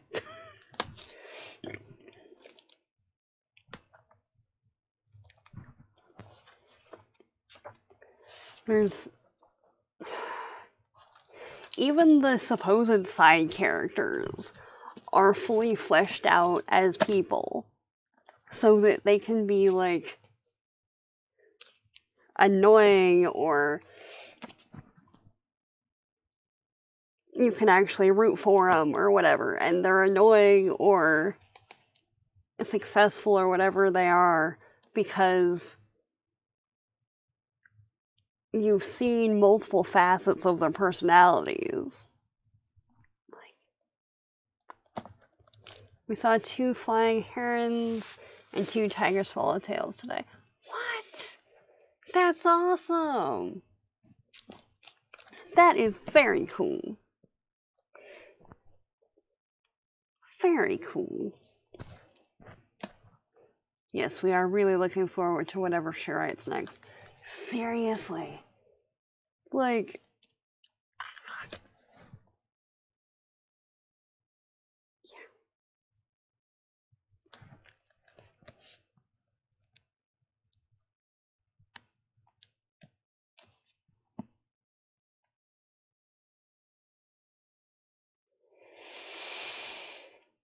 I want her to have enough time to do as good a job. Yeah, exactly. It's like, when she feels like writing something else, would be more than wanting to read that. But, like, to take the time to, do a good job with it. Thank you for getting how cool that was. Yeah. Like, seriously. Like, it's one thing if, okay, complete different genre and everything. As much as I liked this, there are some characters that were very shallow, but I still ended up giving it 5 stars just for how much of an enjoyable read it was. But, like, if I'm gonna be annoyed at the characters, if I'm going to actively not like the characters, I want it to be because they gave me a reason and not because they're written poorly. You know? Like, and this right here, in spades. And certain characters being a particular way is backed up by observations from other characters, and, like, even though we're looking through the whole thing via one lens, we've still got aspects of everything in there. It's amazing. Alright, like Susanna Clark, we will patiently await the next amazingness and buy it. Exactly. Also, I've realized that, like,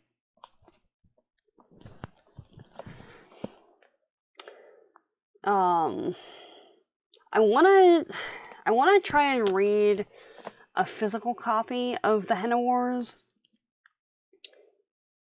because I've noticed that if it's like a light, fun sort of read, then I'm fine to just do it audio only.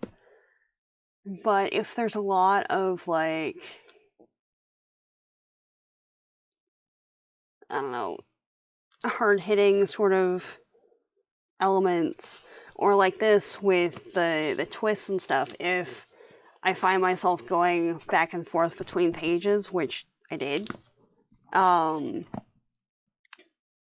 can read it a lot easier with a hard copy, and even just with text, I've been having some issues the last couple of weeks with ebooks because I can't find my Kindle at the moment. It's around here somewhere, but I need to find it and charge it and stuff. So I've been reading everything on my phone, and there's only so much of, like, a 400 page book that I can read on a phone when I'm just staring at it for hours on end. So, yeah. Also something to keep in mind. I don't know. But yeah, there's that.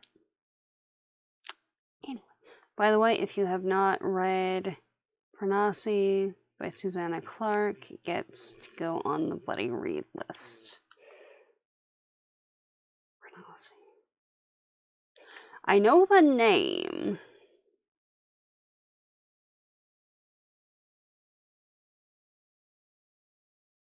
Wait.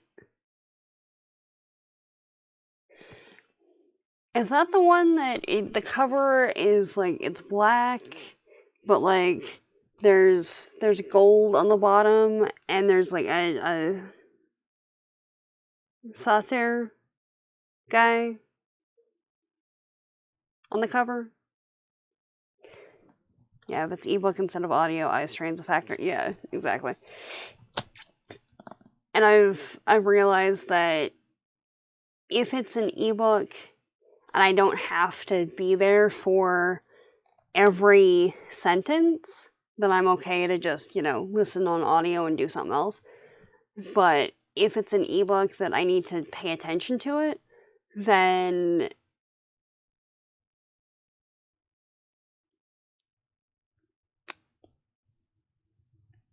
if I'm a passenger somewhere, then I'm okay. But if I'm like the one doing whatever, then I can't.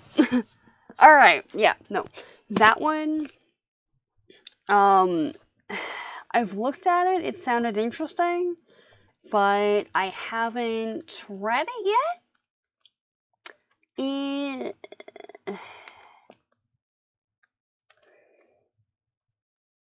I don't think I've actively put it on a TBR thing anywhere, but it's one that I've seen a number of times and have wanted to read. So, yeah, that I can't remember what any part of the plot is right now at all, but it sounded interesting. I know that.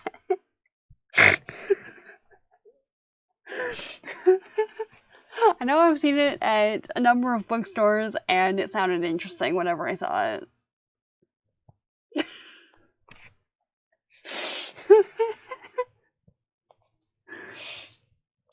But yeah.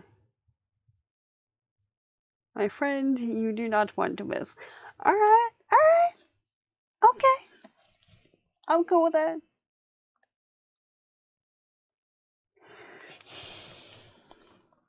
I am cool with that. And it will feature Anthrocide. Ooh. Well then. Alright.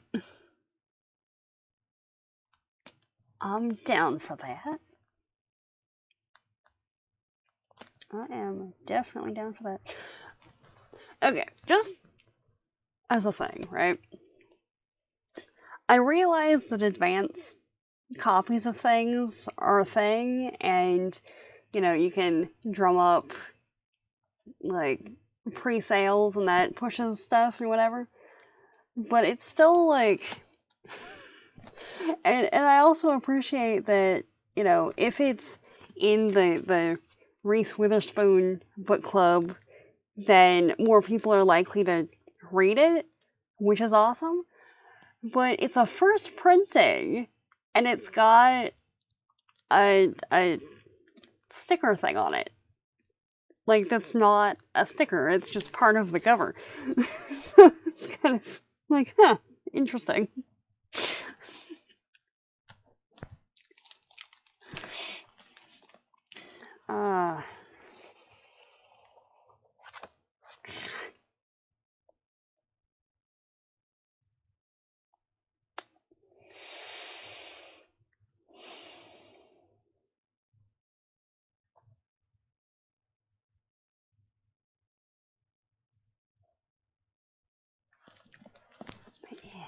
Alright. So, there's this. Okay. So.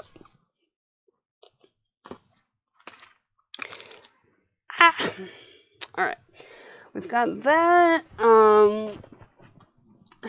So we're taking a week off from books, or at least from book club books. So next week, we're still doing. I mean, if y'all want to, we're still doing the 2 streams, but it'd be like for. Somehow I thought that after weeks of handling the naked hardcover that I wouldn't still have black transfer on my hands, but like no, it's on both of them. It's not as much, but it's still all over everything. Anyway,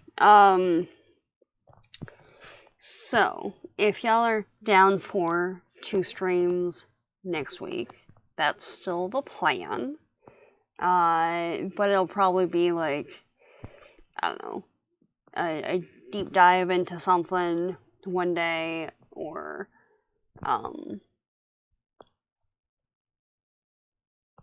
we'll figure it out. I'm gonna need to do podcast stuff because that's been pushed to the wayside over the last few weeks between everything happening IRL and whatnot. And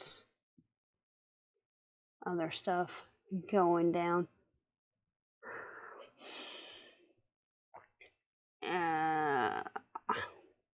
So, we're making When You're So Bad just yes. Exactly.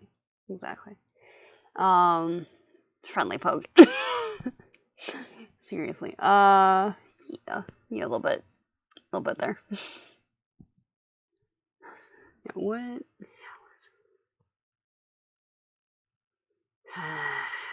Yeah. Still have it on the. Yeah, okay. That's fair. Oh. But yeah, so. Yeah. Anyway. Do we want to. Oh, okay. One sec. I will be right back. I was just gonna pick something up, but I need to use the facilities, and I'll be right back. So, I'll put the bird tunes back on, and BRB.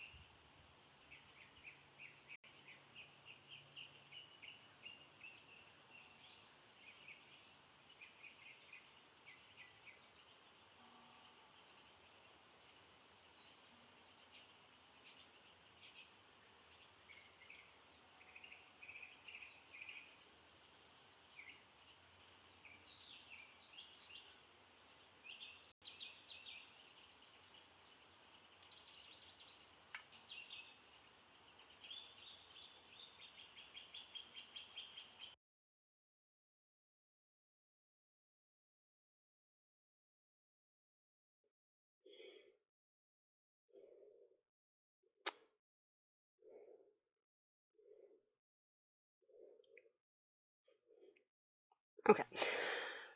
Alright, so I'm back. Um, so there's a book that, it's the one that I posted in. It's the one that I posted the first page in the one of the Discord chats, but I haven't had a chance to read it yet, mostly because the ice trade that was happening. So it just came out, like, I want to say Wednesday, right?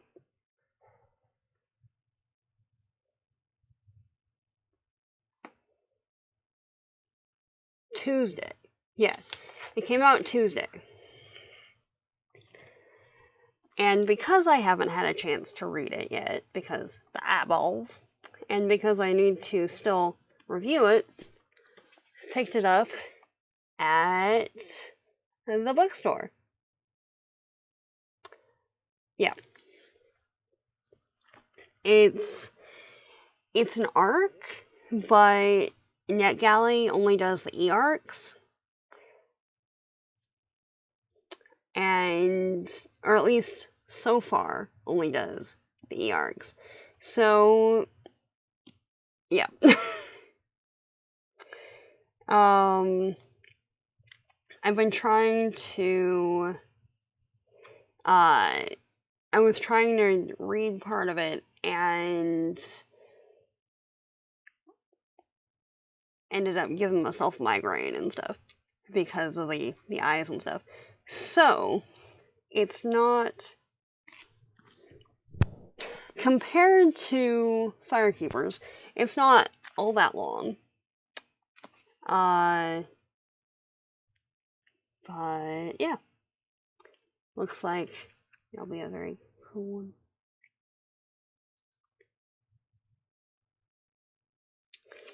Oh, nice. Didn't even notice that it had a acknowledgement from the author of Legendborn on there too, which is cool. But yeah, exactly. Migraine bad.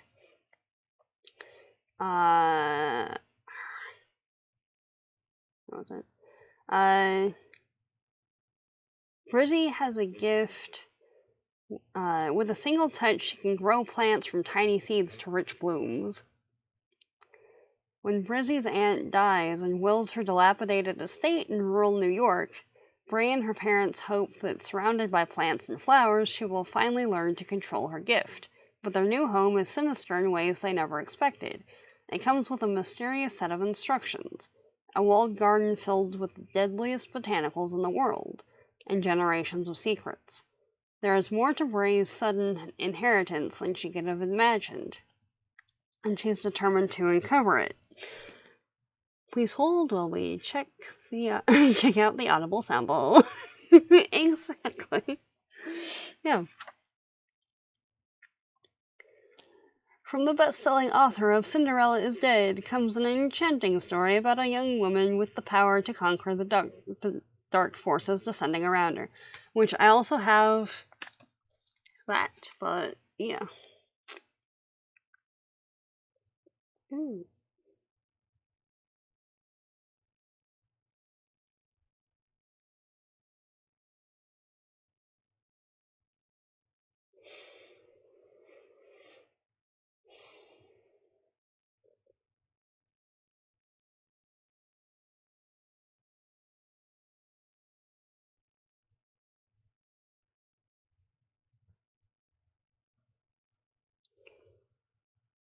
Narrator seems decent.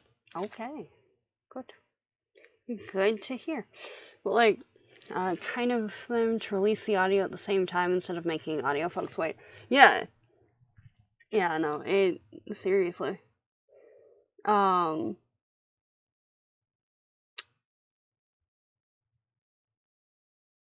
so yeah, look, look at that. That is cool. But yeah. It's one of those that I would propose as a book club read, but being that I was technically supposed to have read it already, didn't on that one. But yeah, no, I'm glad that that the audio's out now, because yeah, it's one thing if it has to be translated, but it's another thing entirely. For that, actually, being that I just read the notes and things on in that one, is there? There's acknowledgements.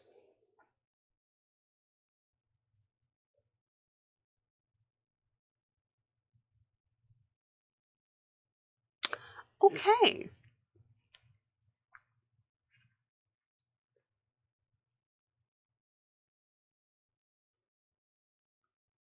All right.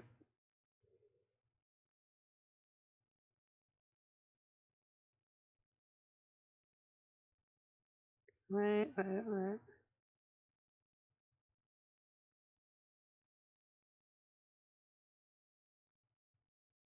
Huh. Okay. Next after opium and absinthe is Serpent's Tail. Yeah, I think so. As far as I remember, that sounds right. Yeah. And we can still do Poison Heart as part of it if y'all want to. It would just be like either all as one thing, or if there's a certain amount of pages that you would want to do per week, then I can just flip back through it and do that. If you want, we can buddy read this Poison Heart with you, so you have someone to natter about it. I mean, if y'all want to, I wouldn't be opposed. At all. At all. Right now, I need to... I'm still, however, far into Dorian Gray as I was when I talked to you about it. So, yeah, need to get on that.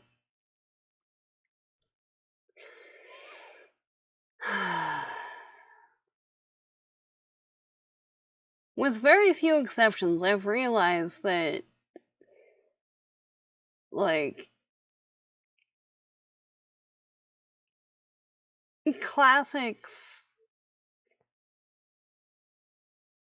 like, there's a number of issues in classics that I have issues with, like, portrayal and stuff and things and stuff and whatnot.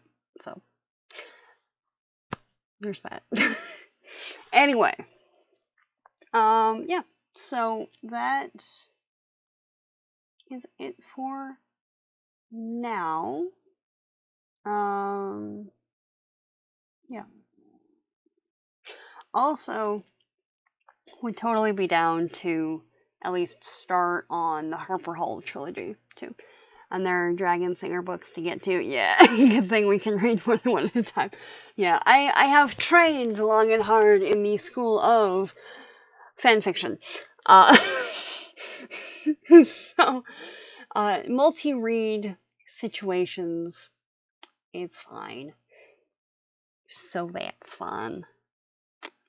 Especially if it's very distinct storylines. Like, I've had this conversation with my mom where, like, I'm cool to be simultaneously watching, like, 4 shows or, like, 10 shows or whatever and have the plots fine because it's, like, the visual and the story. But, like, as long as the story is definitively, like, different to other stories, like, I might need to go back a couple pages to figure out where we left off, but yeah, that's fine. Yes, Flakes his brains. Yes. Indeed. Indeed. So, yeah. But yeah. Sitting right over there.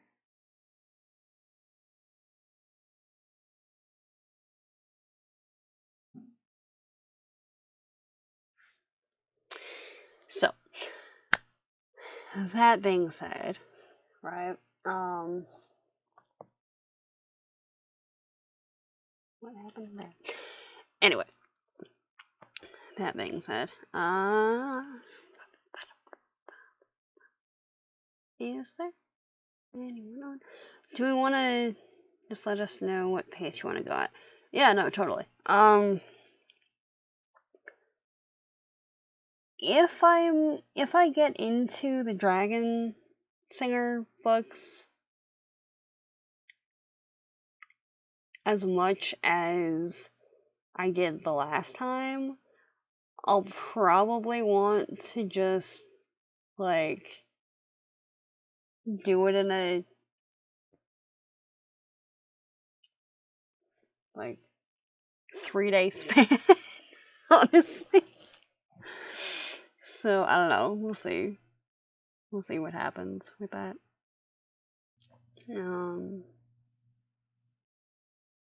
Oh, okay. Someone gave me a sub to Farrah's channel. Okay, good to know. All right.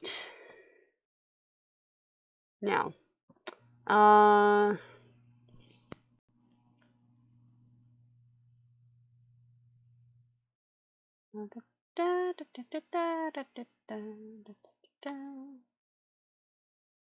come on.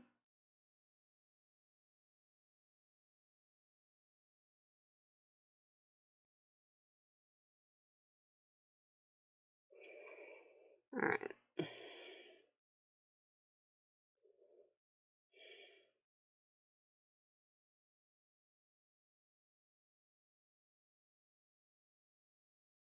Hmm.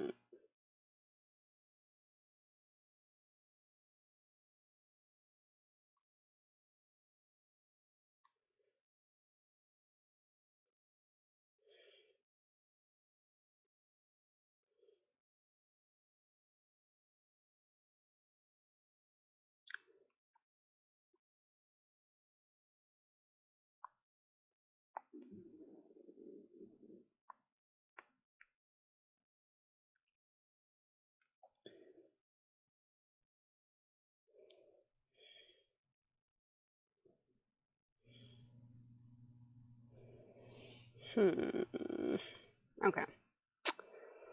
All right. So, do we want to do a raid or whatnot, or nah? Yeah, fair's nice.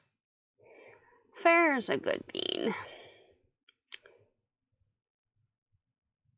Okay. Huh. We've got.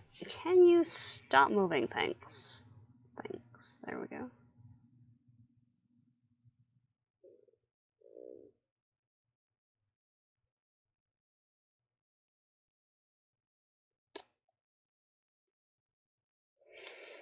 Because as much as I enjoy the conversation and all of that, and it's food. Yeah. So, unless you see someone tasting. Yeah, no. We've got, stop it. We've got Chimera, who's doing something with art stuff. Willow, who's doing a trans 101, you don't need dysphoria to be trans thing. And some other folks. Really, though, I'm not really feeling it, though. So,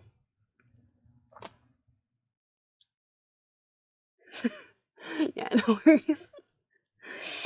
No worries. Yeah, no, I think I'm just gonna end for today, cause foods and yeah. So that is it for now. Thank you much for sticking around to have a chat about the awesomeness that is Firekeeper's Daughter. Seriously, if when she publishes anything else, really want to read it. Yeah. It was a ride, a very emotional ride. Like, it got me tearing up a number of times in here. Not gonna lie. Like, seriously.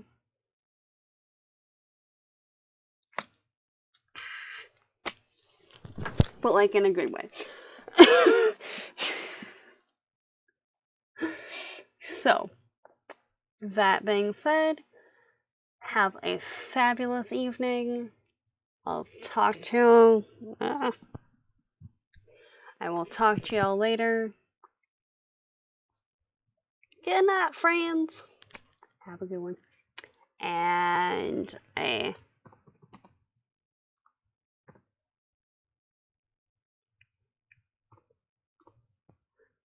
hug for you too. Alright. Good night, everybody. I will see y'all later. Have a good one.